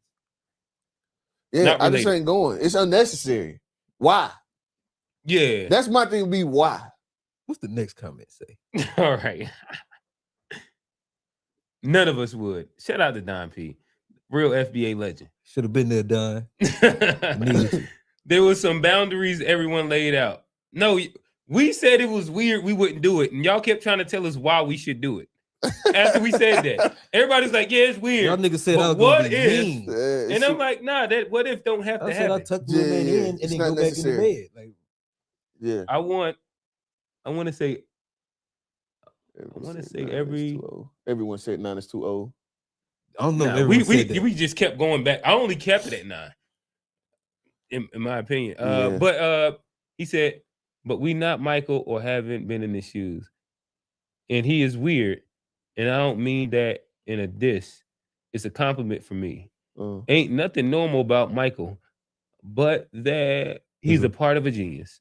That is part of his genius. Oh, but that is you would assume that would have to have something to do with it. You know what I mean? For him to be as great as he would. Most people that are that great, are a little weird compared to like it's not even a diss to call a nigga weird. It's okay to be weird. A nigga weird. What up, Dave? My brother. Well, let me get back to this, bro. And see, y'all notice I've said this. Y'all will notice that I've said this a few times. I find myself getting softer. Pause. Okay. And well, I'm sitting in the house, and maybe Avatar might not have been. No. Everybody was in there crying. I'm watching Gridiron Gang. Babe. I'm watching Gridiron Gang today, bro. And I start laughing at how much I'm crying. Parts just keep coming up. What part of Gridiron Gang did you? And it's also happy. You know what I mean? It's not even just like sad moments. It's also happy moments. Oh, you crying when them niggas won the football game? No, it wasn't about the football game. It's more the intimate conversation, the coaching that he was doing, and like the little gems that he was dropping on him. It was like shit that You know what I mean? I'm like, damn, bro, I am a bitch ass nigga. You know what I mean? Out of nowhere. You're being emotionally intelligent. But this shit's getting. My wife was walking by. I went in there and showed her. I was like, got tears fucking coming down my eyes. I went in there. She in the kitchen eating. I just went in there and just like, look at this. This makes no fucking sense. This makes no sense. Try to toughen it up at the end. But look, No. The funny funny thing, I actually thought about it too. Like, do I want my wife to catch me crying like this? And that was the reason why I went in there and did it. It's like, why wouldn't I want her to see Eric it? Bellamy just dropped a song called "Cry in Front of You." Yeah, I was like, why Being wouldn't I want her to Who see did it? that? You know what I mean? So I just went Eric ahead. Bellamy, somebody, it's about being vulnerable. Bellinger. Yeah, it was funny because like even with my daughter, Bellinger. I had to think whether I was okay with her seeing me cry. Mhm. You know what I mean? It was something that I literally like had to, because it felt wrong naturally. Like my first, you know what I mean, inclination, that the natural response was like, oh no, she can't see me cry. But then both times I was like, you know what, this makes sense. I gotta go back and watch Gridiron Gang. Where it's a good fucking movie. It's not in my top football movies, but it's a great movie though. Man, they got some good football movies. Yeah. Hey man, I'm here to correct the record, bro. Nah, You not finna throw smut on FBA greats, legends of the channel, G and old man name. Why they not here to defend themselves? I ain't say. I said Steve though. I ain't. I'm say here here, Steve. I'm here to defend everybody, man. I'm here to defend everybody.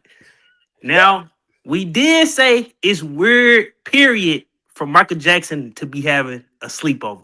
For sure. Even to entertain that idea, to be like, I'm Michael Jackson and I want to have a sleepover. We said that's Sounds crazy. we said that's crazy, right? Now give us the please. Hold on, listen. So as we talking about the Michael Jackson thing and we having our disagreement, because if somebody, let's be real, if somebody said they're having a sleepover, I kind of assume there's going to be either sleeping in the same room together, possibly the same bed together, whatever the case may be. Still weird, don't get me wrong. Where they lost me, Grail, is when we started talking about 4, 5, 6-year-old nephew, they was like, hell no. And my little nephew came Where and did ran. that part even come up? But So- My nephew, the nephew, I can go. You know what I mean? Hold on. that never was a 4 or part of 5. it. Hold on. As we talked about the conversation, Johnny specifically, we said, so if your nephew or somebody spent the night and they came in the room and they were scared and they said, can I, and they jumped in the bed with you, they couldn't stay in the bed. John said he kicking them out. 4 or 5. I'm taking John him back said to he the room kicking with him John. All out. right, so this is Johnny Ledge. And old man, Hold old Yeah, man. 9 years old. Hey, wait a minute. Yeah. When the Hold person on, was Rail. home, Hold it on. was not about 4 and 5. Hold on, Rail. It was not And when about they 4 and 5 when it and was when supposed to be Q's original. brought up 8 or 9, old man responded and said, well, at some point, if they 8 or 9, we have to tell them that they can't sleep in the bed with you no more. Right. Like, I don't like, it wasn't just like motherfuckers like, yeah, you could be 13, you gonna come hop in the bed with your grown ass uncle. Like, come on, man. Yeah, Like, all right. that's not and again, realistic. I think that Steve is doing like he's doing charitable framing. So 4 and 5 was actually never brought up. In, like It came up way later. Oh, maybe And then I said, okay, like that. They said it to Johnny later. But when I got off, initially when it came up, it was never brought up. But And we hold were on. assuming they were the same Hold age on. as the kids from the Michael Jackson thing. Q, even when you brought up 8 or 9 in the when you was still on, old man said, okay, 8 or 9, that's crazy. So if we saying 8 or 9 is crazy, then what age are we talking about? I don't know what y'all are talking. Y'all keep trying to. If we say convince me 8 or to 9 keep is it. crazy, if we saying I if we didn't say- understand why Hey, y'all if he kept trying to 4 or 5, make I it would try to normal. tuck him into his bed. if we first. saying 8 or You get 9 up, is you too tuck far, him in his bed. Like, that's not See, I crazy. don't know if you think about your how so old you saying? 4. So Yeah, four makes sense. At 4 years old, you would. at the end of the day, that ain't even. Q, you that's wasn't something here easy for to the do. Maybe not my once son, you but got off, somebody Johnny got my went son, probably not sleeping with him. once you got off, Johnny went crazy. He was He just might have did. The point that you made, I actually agree with Johnny on the gay point. oh but- my god. Yeah, Yeah, you should have heard how John was the gay said point that. that you made. It was about being tougher. So, But I think real when we was talking about it, everybody did say that there's a level that's too far. Like nobody was just like, yeah, the motherfucker could be 16 years old and come hop in the bed with a 40-year-old. We was only but we was talking about Michael Jackson, and so it initially started off because of Prince again, versus like Michael. just to And make how sure old that was those but kids? we- let's make sure we keep the framing of the conversation and how it went. It started off with not putting smut on Michael Jackson's name because it wasn't weird that he was having a sleepover with 9 years old. Let's No, we hold on. Q. Q. Person having a sleepover period is weird. All right, so hold on. that's where I got to. Go. That's the Hold on. basis of my conversation is that Hold on. Like as a grown up, you really shouldn't be in the room with these kids. Time out. Like to be That's doing weird. the sleepover. Go run the tape back. When we talked about it, we said off rip, caveat. It's already weird to be like Michael Jackson entertaining a sleepover with kids, right? Mhm. We already there. We already to the point where they having the sleepover. So what's the smut we put on the FBA legends? Because I still rather Because the way Johnny was trying to make it seem was that Michael Jackson was messing with them kids. He never I did never that. said. I literally And we said. cleared that Oh up. my It's God, not that's- saying. I literally lying on me. We literally kept saying. Lying on me, Steve. We literally kept saying what you think happened, what you could think happened. We literally kept asking, what do you He's think? not a criminal. He probably didn't do anything with them. It's still weird. Oh my I God. said that, bro. Come on, Man, like, don't y'all lie trying- on me. did that when I was I- there. that's will all say right, that. Lie man. on me, bro. I see this anti-FBA agenda that's going on here, man. Y'all, this is shameful, man. But Steve, so you would still rather hang out with Michael Jackson over Prince? Okay, let me give you my reasoning, real. Let me give you my reasoning. If we going out in the world, and if I go walk up to any woman and say I'm with Michael Jackson, every woman in the world is going. Back then, in his But peak. I still But like, fuck why- with Prince though, because this the same effect. You is wouldn't even happening be with able Prince to- too. Nah, Walk up to her- Prince ain't had the same effect as Michael Had to Jackson. knock out 800 But kids. like, Prince ain't had the same the scenario that you set up had don't people even make passing sense. out and stuff, but Prince Yeah, was that guy. kids. Like they were kids. And he was around the female. Yeah, he was with. Listen, yeah. I did an unbiased Google. I can do it right now in a second. Man, I just yeah. said Michael up. Jackson at a party. It was kids and white folk around. And little people. I put the It artist was formerly little known as people. Prince at a party. Bitches everywhere. Yeah. Oh. Apollonia was in there. And all Man, that. you was looked almost- up it Michael was Jackson when he ain't had no more black in him, bro. Come on, y'all know when Michael Jackson had a little color in him, bro. He was in some good parties. Stop it, man. All I can say is this right here. Michael Jackson had some women. You know what I'm saying? Michael Thank Jackson you, did huh? have some women now. Michael I ain't Jackson saying had. he didn't. Yeah, but it's Hold I on, ain't call him weird, though. gay. It's the We didn't weird call him part. gay, huh?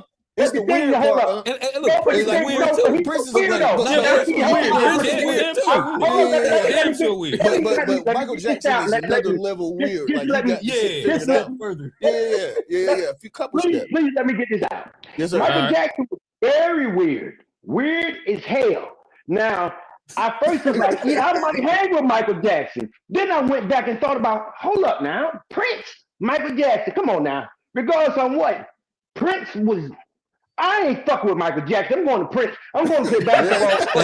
Yeah, I agree. That's where I'm going. I'm gonna fuck with Prince myself. I don't even like basketball, but I know it's going to Hey. be some bitches. Hey, man, y'all would have been y'all would have been up there with That is- Prince with them Who was asses. that? But he said, That's TBI. TBI say Prince had a moist ass wardrobe. He did have a That's moist. true. I agree. That's where he's That's weird. true. He was weird. Yeah, he's weird. That's I weird. said I it before you think what brought they that call up. that androgynous back then. Yeah. Yeah, he Yeah. did a bunch of weird shit. Hey, Hey, that at least was if normal I'm back- hanging out, it's gonna be bitches around, Look, and we Niggas can talk basketball. Prince would have had y'all out there with the I- assless pants on, The man. assless pants was way too far for seen me. Prince. Yeah. I That's when you seen get Prince weird. You like get a year that from then before on. he died. But year before Prince What you died, Prince was on TV, right? He came and did a hidden appearance. Oh, everybody, I think the man was blushing. Prince was a motherfucker, man. Prince was just everywhere. This nigga, this motherfucker, he was a magnet for women. Old white women, young black women, Asian women, all of them love Prince. Prince had them hoes. Told You y'all. Prince had them women, hoes. man. On Wednesday. And niggas trying to. I was wilding because Bro. I would rather hang out with Yeah, Prince. what you gonna talk with Michael But about? see, Though? The monkey. The monkey, we are the. Oh, Johnny that's why started- Steve want to hang How- out with him. How fast the I Ferris wheel figured it go. out because Michael Johnny Jackson was a started this socialist. because I Nah, told man, him, Michael. We are the Hey, world. I Michael know. Jackson was with the nation at the end of his life, man.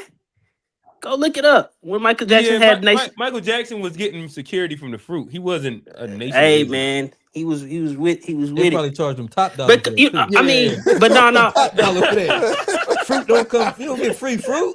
No, I do think I do Johnny think put though Michael Jackson Michael because I Jackson said- is he is a very interesting character because I think for a lot of times they making money off Michael Jackson. He making a lot of money. So his brand is to be very non-controversial. And I think some of Michael Jackson's struggles with the brand of Michael Jackson versus some of the stuff he believed in, it kind of drove him, insane at the end. Because I mean, he's speaking about Palestine and all types of crazy stuff back then that they trying to tell him, hey, Mike, you need to chill out. Or, go sing and dance. Yeah, but I don't Yeah, want to go. Mike was the real one, bro. Hey, really quickly, let's let TBI. Shout out TBI. TBI just joined us. Shut up.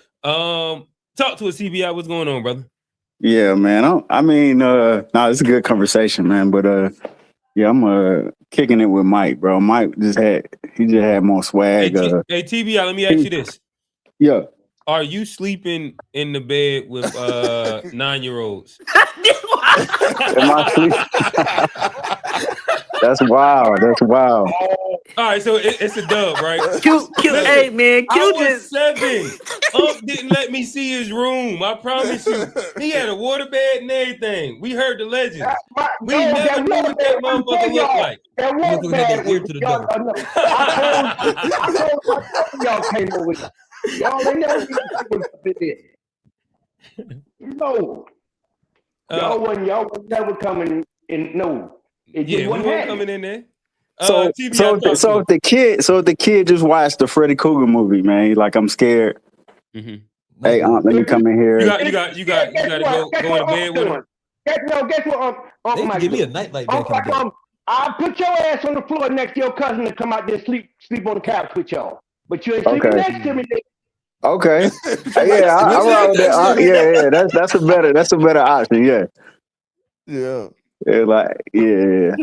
John said you can't even sleep on the couch. There would never be a reason after I was like 6, 7 years old to be doing a sleepover with an uncle and be in the bed with him, or with any adult and be in the bed with him. I do think the adult part also is just like it. We even rationalizing it down to uncle because at first this was like a broad question, and they all said, "My bad." Let me quote Steve directly. I had this written down. And I made him repeat this statement twice. Hold on, man. I wrote it down. And I told you I was writing it down, Steve. Hold on, he's fact checking you, Steve. Steve said it's not weird in any shape or form that a kid and an adult are in the bed together alone. No relations. That's crazy. Tough. Y'all heard him say, hold on. So you said under the cover. Hold on. So I stayed over my friend's house growing up, right? My friend, in general. Now, would it be weird if I got in the bed with my friend's mom, or if that's like, would that be weird? We talking about men here. Yes, but that's still. But hold on, we wasn't. Why would his mama have you in her bed? I could have got scared. I could have anything. That's weird. I could have got scared of anything. Like we kids. It's like weird. I think there's more please than gives normal. out to it. The base is normal versus it's weird. No, it's definitely weird. There's more please. I think that same scenario happens with the guy. It's even more bigger red flags. Oh yeah. I just don't think we treating kids as kids at that point. Then. Yeah, like that, because that's my whole thing. I do view kids as for a reason. We should give kids some level of like. I get it if it's like. But what about adults? I get it. Like I would feel some. I would feel some type of way if I got a 30-year-old brother, and I come home and he just slept in the bed with my 15-year-old daughter. I'll feel some type of way about that, right? Definitely. I would feel some type of way. But if I got a 30-year-old brother and my daughter is 5, and she say, I'm uncomfortable sleeping in these rooms by myself, can I sleep in the bed with you? It's a 5-year-old. A 5-year-old, we should give a little bit more grace. The thing about it is, especially with females. Like my daughter is not going to go and spend a night at my brother's house. It's where there's some grown man in. But you never know. You say your nephews and nieces never spent. You ain't never had an emergency where you have to leave your kids with somebody. No. I think if a woman is there, man, it makes it a lot better. But hold on, they said but this the thing. Even when we said it was a woman, No, I'm saying if it's a They woman there, said- like if I'm there with my let's wife, break down that's the But different. hold on, TBI. Even when we said if it was a girl and a girl, they said that was too far. Yeah, I the don't think boundary that's was too far. adults sleep with I adults. don't know. and Yeah, kids. women all right, different. all right, Women so do stuff like that. I don't know. My brother's house, and let's say my brother's not there, and his wife and my daughter, Nana, 6 years old, Yeah. it sleeps with his wife. I'm okay with that. Yeah. Yeah. So my take was always that I think that there's a different feel when it comes to women. Yeah, it is. I think that there's a 100%. gray area with women. I think that with men, it is completely different. And it's Absolutely. almost I closer to agree. cut and dry. Absolutely. I agree with that. But even if it's a woman and woman, a woman, a girl, This is a Johnny point. and a woman. No, I think like you said, you're a 30-year-old woman and my daughter and a 5-year. That's still kind of weird to me. Like it might be more acceptable, but to me, it's still a chance. You like, I treat all adults like adults and all kids like kids. Like there's a boundary. Like I'm not gonna let no. I wouldn't mind that. I swear. Yeah, like, I don't really mind with the women, bro. To me, it goes to my principles. kids, My for principles sure. and Yeah, boundaries have always been about like adults were always with adults. The nieces did Kids it, were but I always ain't with seen kids. it And so now. like, yeah, but it's not weird. I understand that But that's what they especially- did, but- but I don't think that that's weird. I'm just saying, I wouldn't let my daughter sleep with some grown woman she wasn't related to. You just said wasn't related to. Then you added a whole nother thing. I said my brother's wife. That's my sister-in-law. Well, about marriage, but They were supposed to write about that. The Antoine Fisher story. That was disgusting. That was. What What happened? What you don't see what he said? All right, y'all, don't forget about Antoine Fisher's story. That was disgusting right there. Oh, what happened with Yeah, Antoine you Fisher? remember the Antoine Fisher? Somebody said, give a. I think he got. I think it was like the babysitter. Yeah. Oh, by the way, yeah. When they babysitter, she was like his adopted mother or something like that, and she sat there and No. made It was his adopted mother's daughter. Okay. Yeah, it was sickening. Yeah. It was Again, sickening. y'all act like women can't be abused. There's a lot of No, cases. I understand It's a it. lot of cases right now of like women getting arrested for having sex with students and stuff. Yeah. I mean, we Same literally way brought men that, can we be literally abusers, brought that women up on the can too. show I'm not saying that day. It's just more of a natural pass that we give them, though. Yeah, It's just a I natural think that pass that we tend to give women. I understand. But it's not as more frequent gray as area men, bro. in recognizing it isn't like the craziest thing. I mean, we protect girls differently. You see what I'm saying? It's just always. I just get it, but like it makes a man feel better. It makes a man feel like he got some type of bravado to say that I had sex with an older woman when actually she was using you, and what she did was statutory rape. The same, excuse my language for saying it like that, but you know what I'm saying. The same as it would be if it was. Yeah, I agree with this. I think we gotta protect our boys from these women just as much as we gotta protect our daughters. I don't know. We're going in like we keep spiraling. All right, we're about to do this thing where we're like talking about 7 different things and everybody just getting random ass points out. So we never said anything about protecting our sons away from women that are predators. That wasn't the basis of this. We were talking about if a daughter, like our daughter, went to go stay with auntie or something like that. Would that be as weird at 6 years old if she slept inside the bed with if in comparison to if say we had a son that went with daughter went with uncle or son went with uncle. I think that there's a big difference there. And all we're doing is like whether you want to call it a double standard or whatever. Yeah, there's a big difference. Them shits exist. I don't know why, and I understand double standards, and the ones that benefit me. The ones that don't, and I'm okay with that. I believe that the world is, you know what I mean. That's just what it is. I just don't think it should be when it comes to the kids. I think, but like, and again, like double standards exist with kids. I don't understand what you're saying. I get it. I just again like I don't. To me, it's the same. You know, I don't think the gender changes it. My stance. I think gender protect your. I think gender protect your daughter. And of course, you're gonna protect your kids, but the way that you protect your daughter, you're gonna go about that the same way, as your son.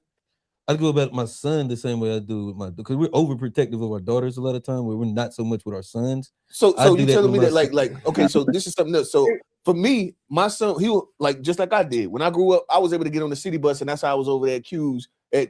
My sister never could do that, and I would never allow my sister to do that, and I would be much more willing to allow my son to have a little more freedom, because I think my daughter needs to be protected much more.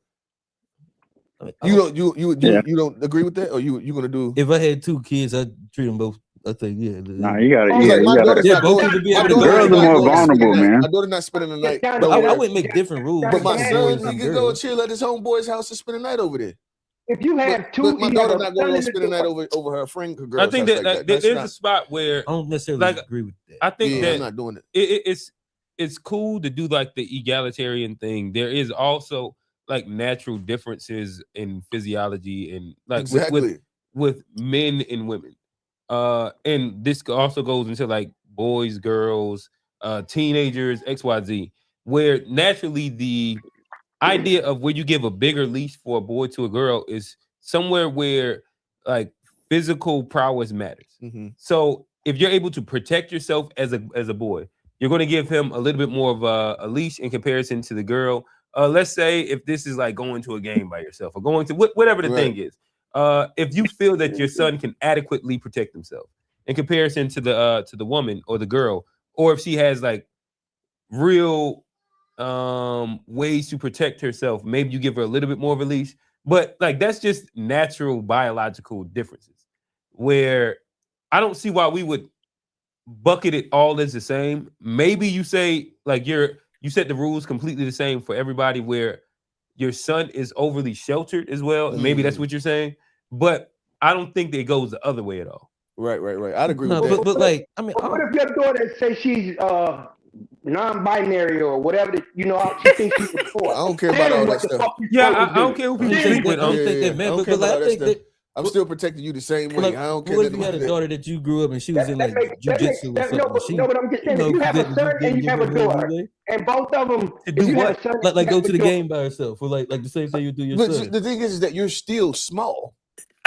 But I think just because you can do jiu-jitsu on kids that's your size, I think you can do good at that. But we're talking about adults and shit. But let's be honest. I haven't agreed with Johnny in a long time, but I'm gonna agree with him on this point. Like your son, like no matter how big you are, you're not bulletproof. Like so, like dangers exist for me. Boys, dangerous don't exist for me. That's not what we were saying. But like, I don't understand how like.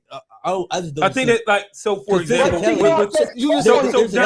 would be easy. For example, I probably would let my son at age 14 just go to said game, and at 16 I'll probably let my daughter go to said game all alone. There's going to be a little bit like she's going to be a little bit more mature, and so I'm gonna allow her to go at that age. He's going to be a little bit stronger, so I'm allowing him to go earlier. I mean, if they both want to go to the game and they're both twins at 14, then I'm just gonna be sitting up there in the stands. Okay, and I mean, look, we ain't gotta agree, but that's just my way I feel about it. Like, and I think that, like, if you were to have a daughter for sure, I think that would change. I think that the feeling of that, I think that when you that daddy daughter bond. I mean, of course, you have a bond with your son too, but the daddy daughter one is just different because of the female. You know what I mean? It's because she's a girl. You don't think that women deserve the extra protection that we afford them? Oh yeah, of course, but like, yes, I'm not even gonna, yes. I'm gonna say some yes. Yeah, I do. I agree with you. We got 3 Steves in here. How many Steves is gonna keep popping up? But bro, I don't know what's going on with my phone, man. Use the app, cuz we told you. I did. It started tripping. It started bugging out. I was trying to agree with Johnny. It started bugging out. Yeah. What you agree with Johnny on what part? Because I think sometimes we overestimate our sons being able to protect themselves physically and don't understand young boys can be convinced. You don't have to physically overwhelm young boys. Like that's a part of the reason why we seeing a lot of these stories of these teachers sleeping with these boys. Now, them teachers didn't overpower them young boys. They didn't physically dominate them young boys. They were able to convince them young boys because boys as kids too. They don't. It's a different mechanism in which you take advantage of young boys. You think they convinced them, Steve? I think they definitely convincing them because like if you taking a young kid when I was a kid, yeah, I might have saw my teacher and be like, oh, she look good or whatever. But I would have never thought to be like, at 12, that I'm going to have sexual relationship with my teacher. Yeah. But it taking different, bro. But it taking at 12, you thinking about smashing at 12, bro. But not your teacher. Not your teacher though. If you, your teacher have to convince you and kind of. A lot of people's first crush with their teacher. Yeah, I'm saying if you and your teacher by yourselves, But your She teacher, approach you. you wouldn't know. And realistically, even if you thought that as a kid, you wouldn't be the first person to broach that. Them teachers is broaching that topic with those Of kids course. and convincing them that that's a normal way to behave But I'm with just saying, I think boys. That's not a but I'm normal way saying to when behave.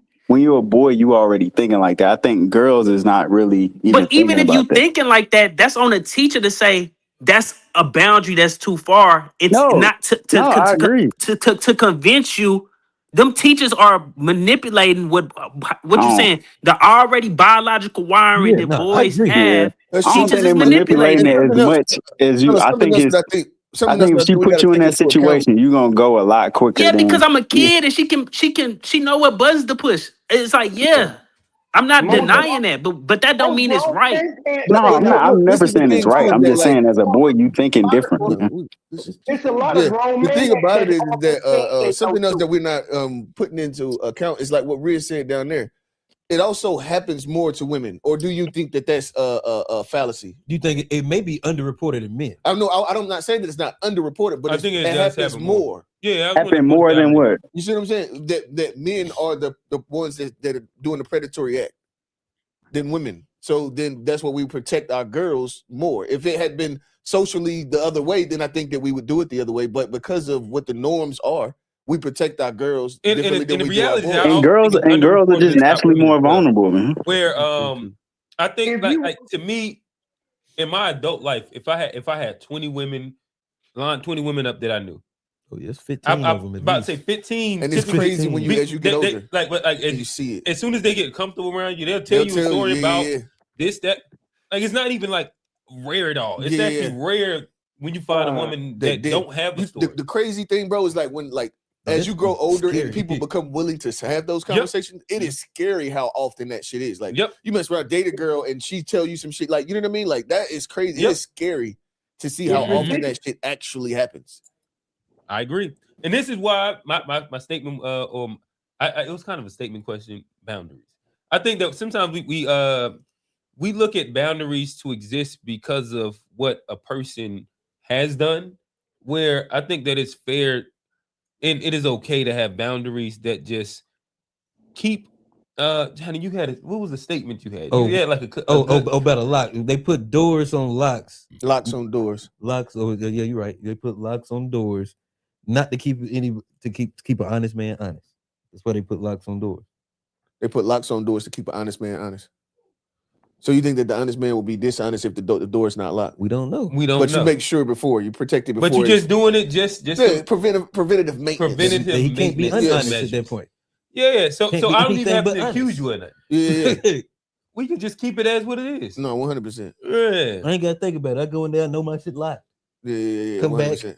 And look, if something, and that's boundaries. Yeah, I already know. Look, if something's messed up, you up, can't step over here and do this shit because it ain't available from the start. Yeah, even nothing that you had to think about because it's already. I don't need to find out if you're a good person. Not even. Not even. I need to like keep you over there and just because if there's no locks on the door, niggas get curious. What's on the other side of this motherfucker? Yeah. Well, is that statistic about the same in Atlanta? Real quick, hey, Ro, you ever been curious about locks before? Yeah. You know something I realized too? You gotta better that quick. No, I got this because remember I told y'all the other story that I had been in somebody's house before. Yeah. You know what I mean? And you know the craziest thing I started thinking about a little bit more in depth, like why the fuck was I doing that? You know, I was actually in there trying to find enough money in them people's house to be able to eat. And so it gave me a little bit more grace, like even though you know that it's wrong, it's still like, you know what I mean? At some point, context to it. Yeah, you gotta, You weren't trying to just do it just because. I wasn't just trying to steal something just to, you know what I mean? Niggas was literally looking for enough money to be able to go to CC's because you could, you could just sit in there all day and make sure you eat. Literally went to like a cousin's house and they had no food in there. You just got people coming over here spending 2-3 weeks over here with no food and shit. And so we ended up doing that. That was crazy. It was crazy.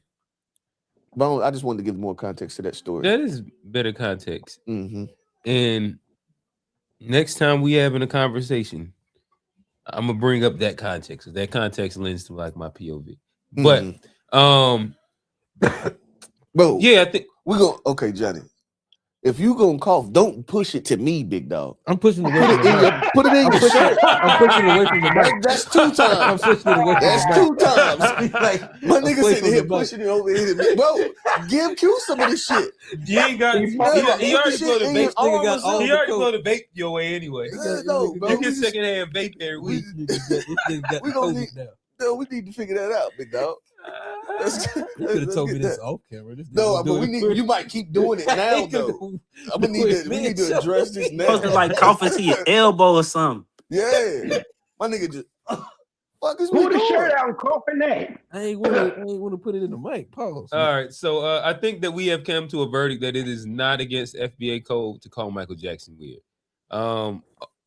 Only Steve believe that. Hey man, wait till Wednesday. Wait till Wednesday. I'm gonna be messy. Wait till I got old man and G on here, man. Hey, listen, I'm gonna make G stand on all the shit he said on live. Don't worry about it.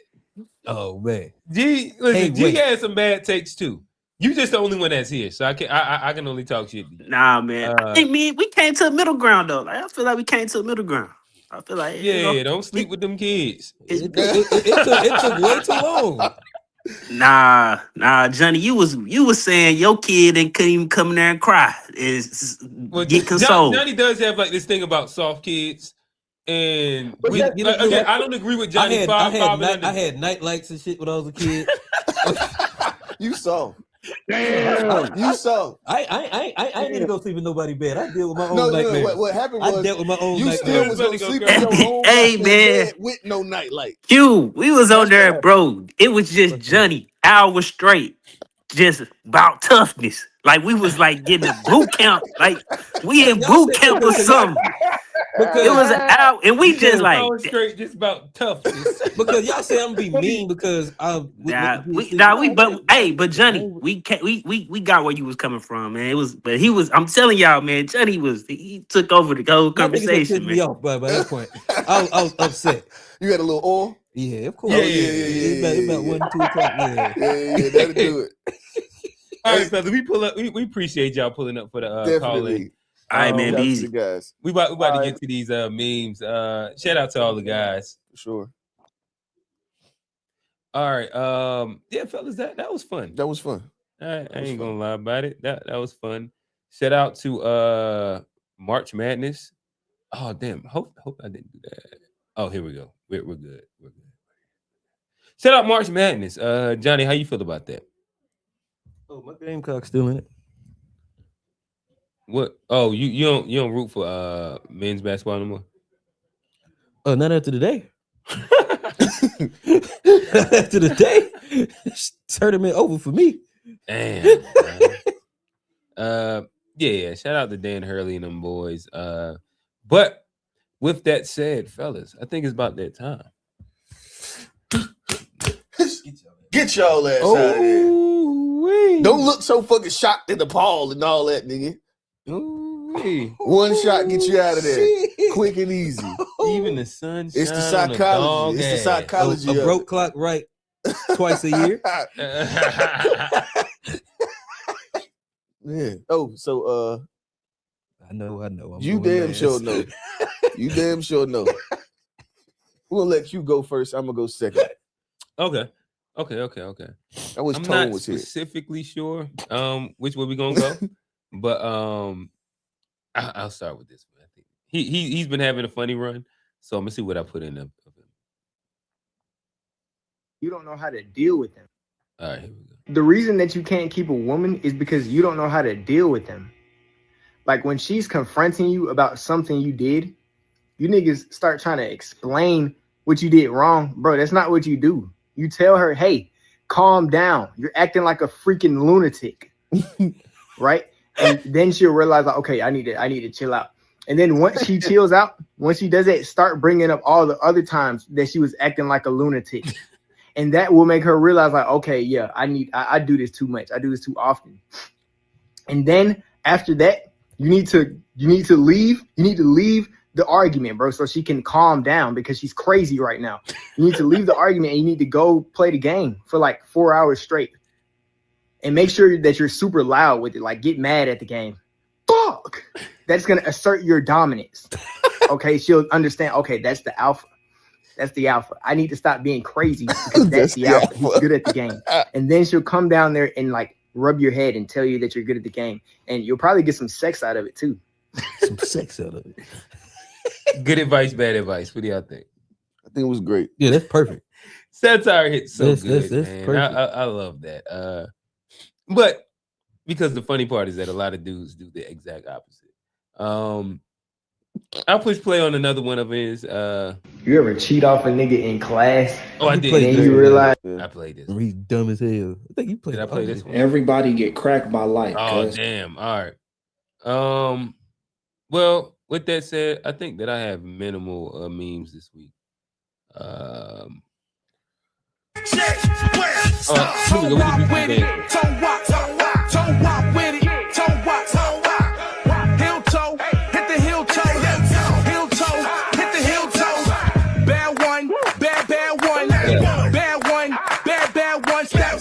Wiggle, bounce, bounce, bounce, bounce, bounce, wiggle, bounce, bounce, Harlem shake it out, Harlem shake, Harlem shake it out, Harlem shake, Millie Rock, hit the Millie Rock, Millie Rock, check, got the daughter doing it. This is you ever seen this other joint where the mother is trying to teach the daughter slang? It's like, you know, some uppity, you know what I mean? They got a couple quarters, you know what I mean? She's real proper, and she's trying to teach her how to talk, you know what I mean? With a little slang in it, you know what I mean? Oh, maybe I have seen This is super cute. It's super cute. Yeah, maybe I have seen that. I'm gonna just try and find something else mad, regular, and random, and I'm gonna push play. Oh, here we go. I'm a Zionist. Of course we know Jeffrey Epstein is alive. He was our biggest asset on getting blackmail on America. We wasn't about to let bro die. I'm a Zionist. Of course all the US presidents work for us. And the ones that felt like they were too good for us, we offed them. I'm a Zionist. Of course we worship Baal. Why do you think we got the US to bomb Iran? They burned a statue of our God. I'm a Zionist. Of course we sacrifice children. Baal requires innocent bloodshed to give us what we want. Money and power. I'm a Zionist. Of course Epstein Island was just one of our operations. We're still doing this stuff. And no one's gonna do anything about it. That's a good little pause point. That's something that maybe it was him or maybe somebody else. But I think that that's the most interesting thing about, like, or one of the most interesting things about the whole Epstein thing. What's that specifically? Is what's the likelihood that Epstein Island isn't an isolated island? Like, why would this only be the only place that this only happens? Right. And when he said that, like Epstein, like that was just one spot. Right. But the likelihood in reality, these niggas with islands. Like this wouldn't be. Why would this only be the only spot? It wouldn't be. Well, there's a spot somewhere in like Arizona where they like said there was some bodies and stuff. It was linked to Epstein. Well, we said you probably didn't hear the part, but he did the I'm a Zionist thing. Of course, Epstein Island wasn't the only island.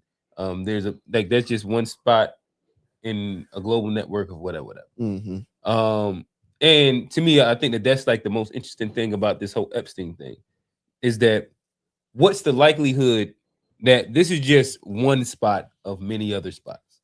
Yeah, and it would make way more sense that these people are comfortable because they don't only come here to do this thing. I mean, there's other people like Epstein. Of course they would be. Okay. I think that's okay. I think there's other places like that island, which means there'll be other people, which means that like this isn't just like this one isolated spot. 100%. Like whether you think that they was eating people or doing the underage thing or whatever you think they was doing, why would all the people come just only to just be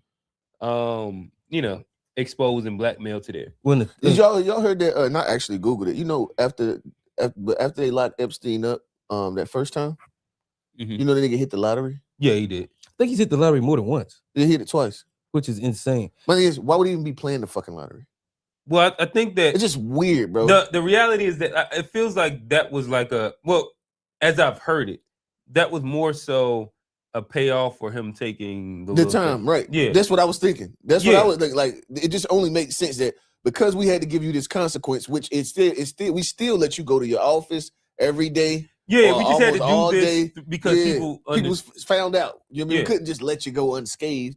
So and then we're gonna shoot you a Powerball drop joint. That's crazy. I got another quick, but like when he went away, and like if this was like a thing, like we look at it like as like far as like supply and demand, and he was supplying this need for these nasty people to do whatever they want.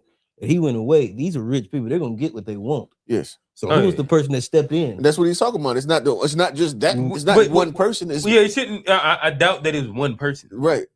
And then who was doing it before him? Right. And who's doing it after? And that's what I'm saying. Yeah. And who was doing it during? With him. You know what I mean? Yeah, like with him. And like other businesses, like who's competing? Like there probably multiple people doing it. That's like, literally what you doing the Pootie Tang. Pootie Tang. Yeah, you keep Pootie Tanging it over and over. They call it's called I'm reinforcing. I'm driving the point home. Okay. Like Tiger. Shout out to my boy. Didn't Tiger just get another DWI? Oh yeah. Hey, I ain't talking. You mean y'all know I stopped that. I don't drink and drive at all. Okay. You know I'm the nigga. I get a DD. I gotta wait too many times. Don't make no sense. Unscathed. I done totaled the car and everything. Still was able to. But you know what I mean? Don't make no sense. I can't do it, boy. Well, I don't want to tell that story. What? For what? Not. I'm gonna go ahead. Yeah, this shit's all right, Johnny. Anyway, it's on me. Yeah. All right. Oh, let me see. Shout the Okay. Go from you can start at the bottom and just go up. It's cool. Shoot down at the bar. Bitch! Fuck, nigga! Yeah, bro, you can't take black people nowhere, bro. When your uncle comes to your game, bro, double walked.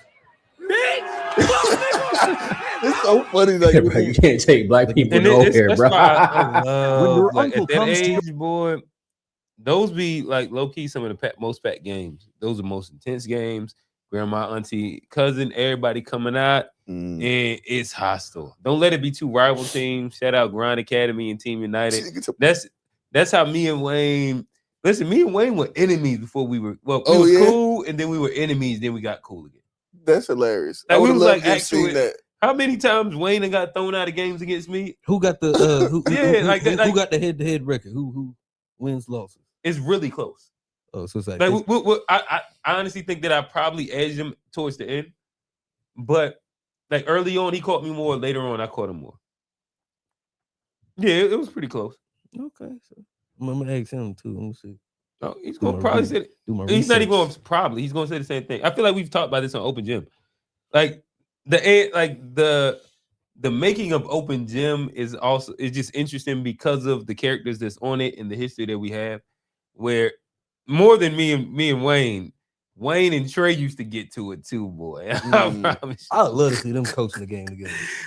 Shout out Trey. I just seen Trey this weekend. I got some clips coming. Trey was on that sideline wilding today. They call him Glaze King. They don't call him Glaze King at the tournament. He just be talking shit. He was out there talking shit. It was fun. It's fun. Yeah, you could just go to that next one with the white boy. Right. I commend this like. You all right? He didn't want to do it. I was better do it again. Oh, okay. Bro, just use your shirt, bro. That's why I covered in my mouth. I did it. You good. Keep on going. Hello.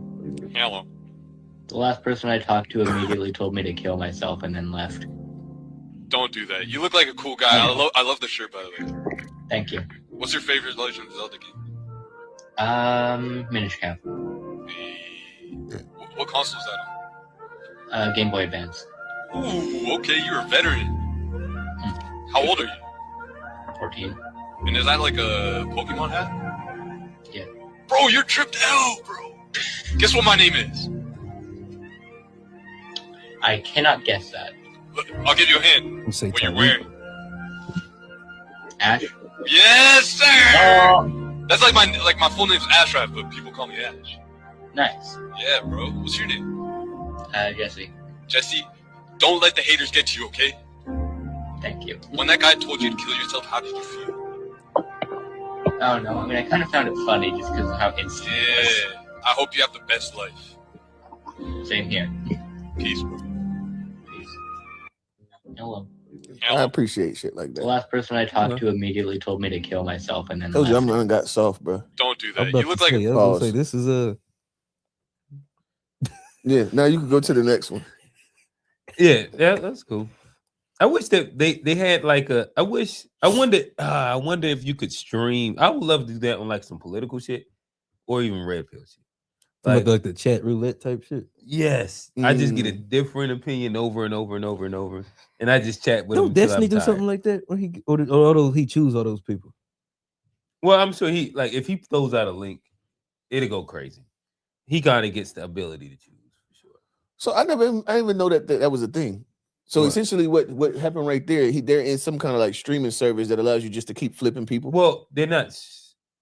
It's chat. It's Yeah, almost like video chat shit. Yeah, it's like a video chat thing that they So what? Remember like Oval or Skype back I in do the remember, day? yeah. And like it's something similar like that where you're chatting online. Or chat roulette. Is that's the like name. chat I didn't know if roulette. that's the actual name of it, but I don't know if that's chat roulette, but that's what the concept. Yeah. Have y'all seen the one with he's probably from the continent. The guy, he looks like he's like Eritrean or Ethiopian or something like that, and he gets so Marvin Gaines. No. Oh, okay. But he pretty much be talking shit to the race. The people be always coming with some race shit. Okay. And then he be flaming their ass, boy. You ain't never seen him? He got like straight black hair. Yeah, I'm gonna find the one thing. We'll have him on here. Yeah, click that one there. Okay. This dude's pretty funny. And here we have more extremely optional activities in China for another episode of Me Nah Do This. And honestly, you can't convince me that China doesn't have some kind of like culling process going on, because there's easier ways to do this. Normally they'd have at least like a railing or something. I'm hoping this is a parachute that she has on and not just like, her backpack for work. Because honestly, think about it. For me was that if they could make these stairs, they could make this safer, Scale of 1 to 10, 10 being me nah do this. Thousands once again. And here we have more extremely optional activities in China for another. Me nah do this. And let me see what's the next one up there. Yeah, that was whether railing, like even making this had to have been extremely dangerous. Oh yeah, for sure. That's kind of like the easiest way to put it. Unnecessary. Yeah. I wonder if you make it from the top down or you go from the bottom up. Because this seems impossible. I'll probably do it from the bottom up. It sounds wild. Okay. All right, this will be my last one.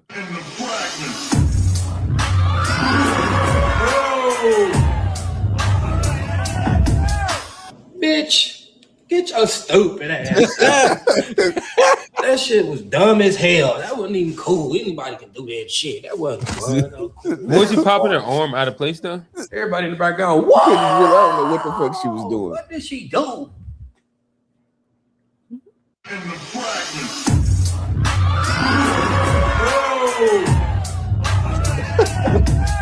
It looks Bitch, hilarious to me. Get your stupid ass. I thought that was That hilarious. shit was dumb as hell. That wasn't even I'm cool. done. Anybody can do that shit. Okay. That wasn't fun. So John boy. And we have Johnny to finish this off.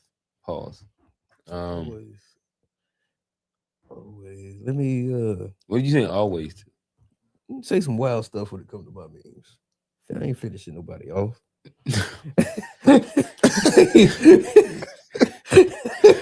Always wild shit.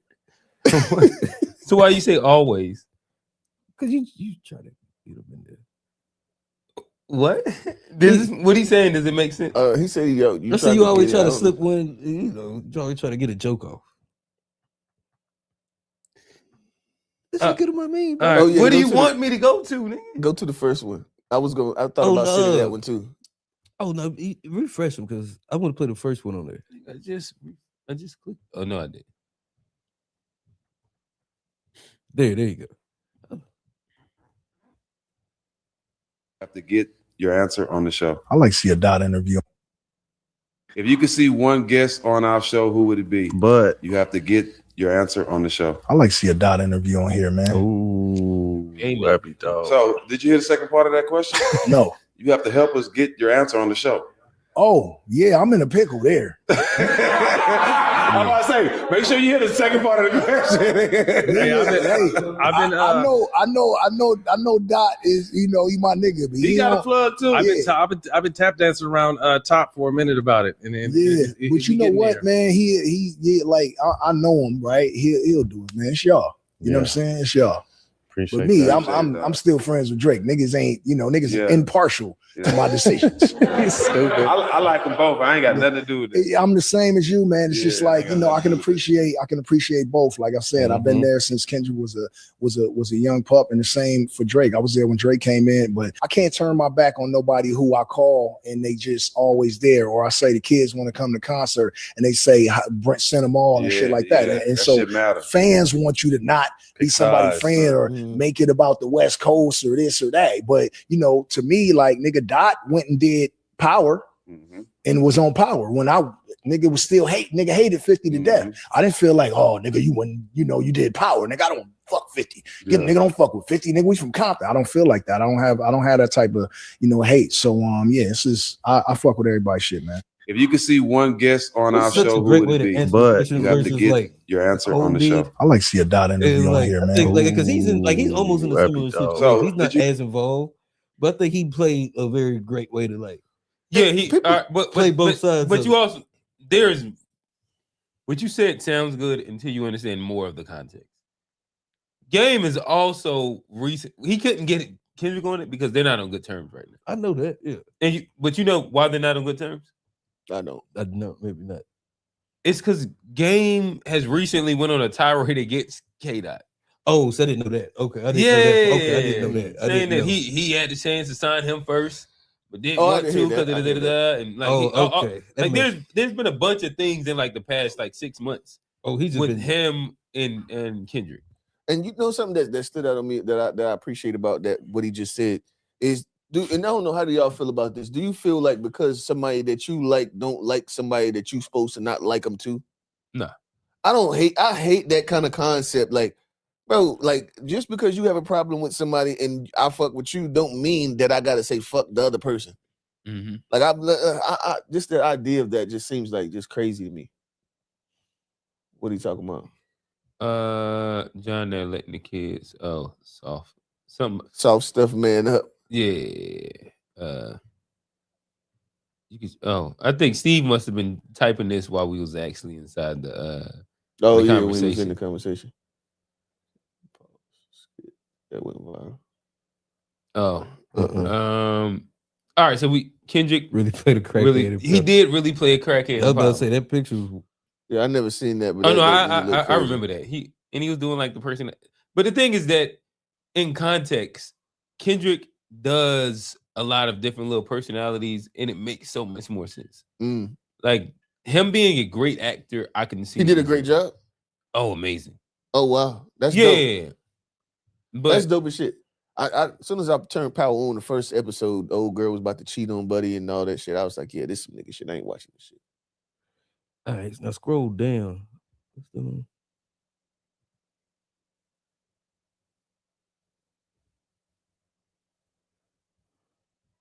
Okay.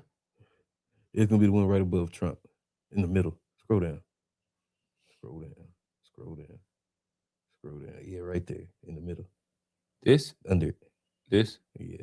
Oh, you gotta be fucking lying. What's wrong, dude? Well, hell no, God, hell no. Oh my God, hell no, buddy. Oh, you gotta be fucking lying. What's wrong, dude? Well, hell no. Yeah, that's Johnny hell for sure. No. Oh my God, hell no, buddy. We seen that last week. Johnny. And then give me the one right above it. I think it's the one, or maybe two above it. Yeah, two above it. So this. Yeah. I talked to Johnny. Hey, my boy, he played a wonderful game. Flawless victory. Flawless. You can scroll over. It's another one. It'll show it up close. My man had the Trump card on their ass when he did the skit. He had it ready. Yeah, he did. The Granddaddy White. It was fucking amazing. I think it's I love it. Let me get the other one too. They're perfect, man. It was a hilarious skit. That's real granddaddy shit, boy. It was still coming through for him. And then, what do Who the FBA call that? That's not an octoroon, right? An octoroon is like Shane Battier's son. Hey, stay on my. I got one more man. Oh my bad. No, he gonna have. You got to play that Chris Brown one too. What, the one we kissed the one? Yeah. I will get one more before that, and then it's right above the Hornets. I did not know this. Yeah. Did you know that the Charlotte Hornets owners are literal movie villains? Remember this guy, Gabe Plotkin, the Wall Street villain that Seth Rogen played in the movie Dumb Money? The same guy that got caught trying to rob the working class during the GameStop squeeze? Well, he didn't just disappear. Now he's actually the main owner of the Charlotte Hornets. And if you're thinking, wow, this person sounds like the exact type of person who might support a crusade to take land from innocent people that he deems are less than, well, you'd be 100% right. Plotkin is so committed to the Zionist war machine that he literally is putting his name on buildings for the IDF. He and his wife are the primary benefactors for Belev Ehad, an organization providing direct aid to wounded IDF soldiers, aka land thieves and terrorists. They literally have their name on the Plotkin Belev Ehad house, which serves as a rehabilitation center for IDF thieves. So, your Charlotte Hornets fund money is actually going to support the very monsters who are terrorizing innocent people and stealing their homes. Now, that's not all. We've got Rick Schnall, the other majority owner. Now, his philanthropy is okay, mostly domestic, focusing on Parkinson's disease and charter schools.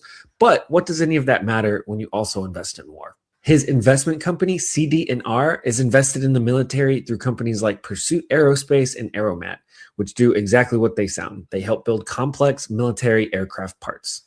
Next, we've got another rabid Zionist, Dan Sundheim. First of all, he donated $2 million to AIPAC. So your Charlotte Hornets fund money is also going indirectly to infiltrating our political class. There's also Ian Loring, who LARPs as a cybersecurity investor, but really acts more like a slush fund manager for Israeli intelligence. Through his company, Crosspoint Capital, he is literally obsessed with funding and raising capital for startups found by Unit 8200, otherwise known as the IDF Super Sketch and Covert Spy Unit. The name Crosspoint is literally a reference to ballistic scopes, and they have helped raise over $1 billion for Unit 8200 startups like YL Ventures, Forescout, Mind, and Synthbee. The ownership group is riddled with war profiteers, LARPing like sports owners and philanthropists, all while selling you a distraction that keeps you from your higher purpose. The Hornets absolutely deserve a boycott. Their war score is a D-. If you want to hear about the rest of the teams and their owners, make sure to hit follow because we're going to be exposing the whole NBA. I be hating when you like. Yeah, man. I had a rain and they've been winning too much lately, so I had a rain on their parade. So what about like some of these other? While us normal folk pray for the families affected by the strikes in Iran and Israel, the owners of the Boston Celtics are quietly profiting from the very industries fueling the fire. In fact, the Celtics. Okay, so he got the Atlanta. I think Hawks fans, I hate to break it to you, but a portion of every dollar you spend on that franchise is literally going straight to the war machine in more ways. Oh, okay, all right. This is just like his thing. All right, so then okay, they give me better context, and I'm sure that if he goes at almost every NBA team, which this isn't. All right, go ahead. Which where you want us to go with this, Johnny? Oh, I just think it's interesting to see, like, you know, it's something you don't ever think about, like, especially since, you know, Mike's not owning the team. You know, we're so used to Michael owning the team, and, you know, you're kind of comfortable with that. But, like, I never knew anything about these guys, Clay, Plotkin, and Schnell, until, like, I saw this, and now I'm like, damn, I probably got to do some more research on who these people, you know, actually are. But you get tickets to the game, you going? I actually got some free tickets in, but since they're free, it's not my money going directly, but, like, I haven't went. The answer is yes, yet. Right. I haven't paid my money, but it sucks that it's like when we start doing well. Like when we start doing well, now we got these niggas in here with all of the extra shit. They're probably doing well because of those guys. I guess. What would you say that? Because like Michael wouldn't. I don't think Michael never put out a good product. Well, I mean, Michael, he just sold it. Everybody that's on the team besides Fakan is a Michael product. It would have been Kobe White too. No, Kobe White just got traded. Just got traded, right? So yeah, it would have been the only one after. But they went on a 12-game winning streak without Kobe White. Yeah.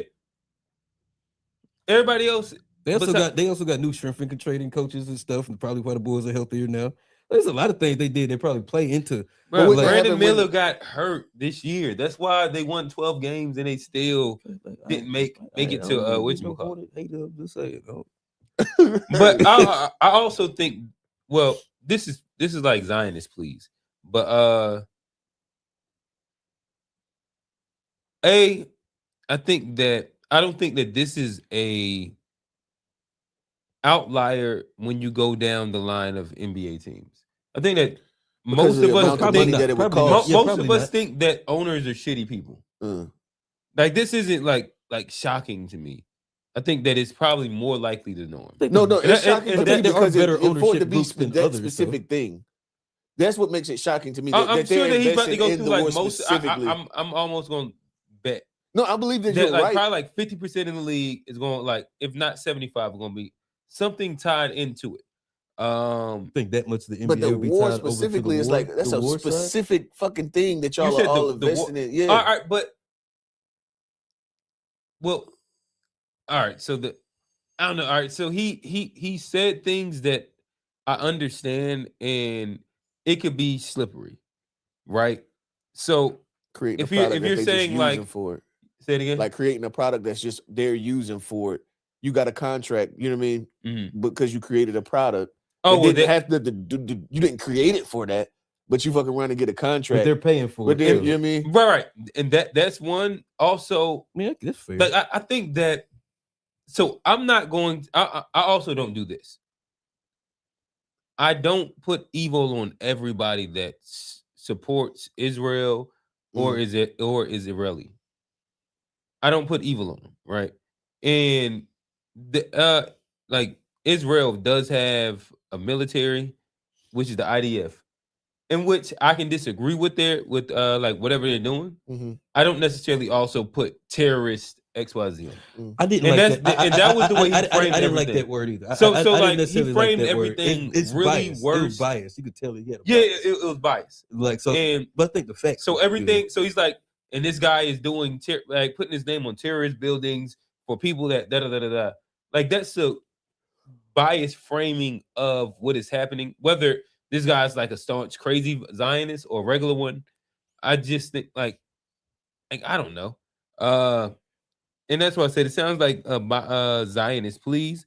But in general, like I said, I think that this is probably more the norm than not. Okay.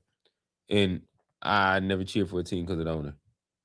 I think y'all Cowboys fans do that or something. And you ain't looking at a single Cowboy fan over here. Real?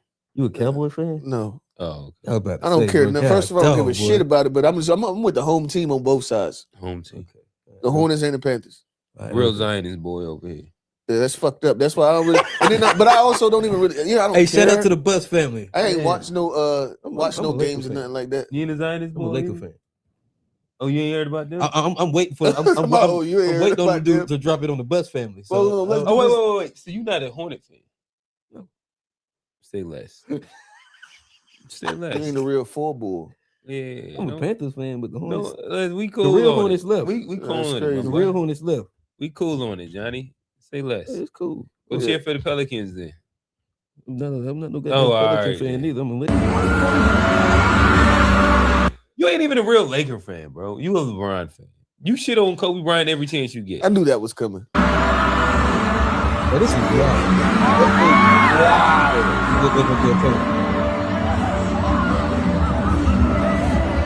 It's wild for him to do it too.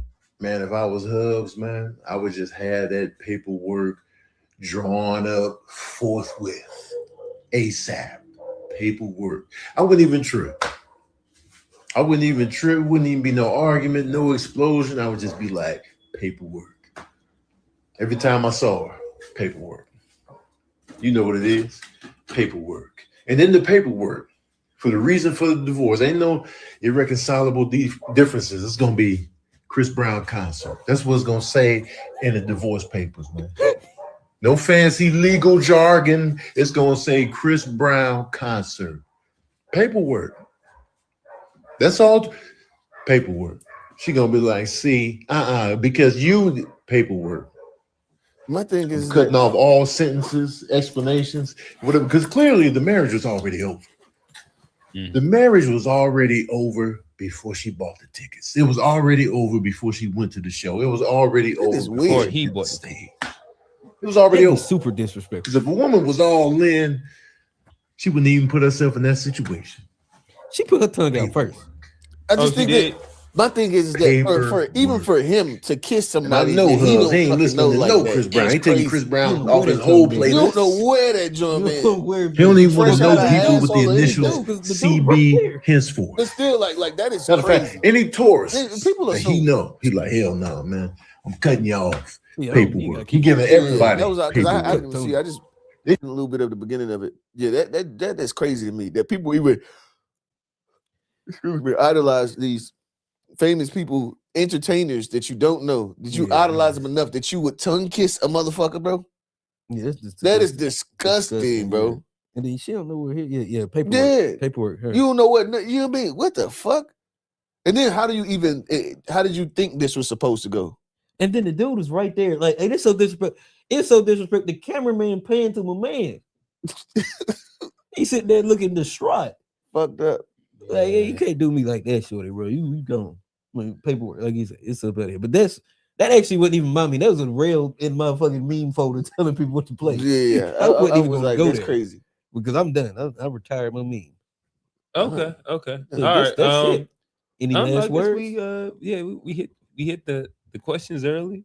We did it. Hey, so like again, we appreciate y'all for tapping in.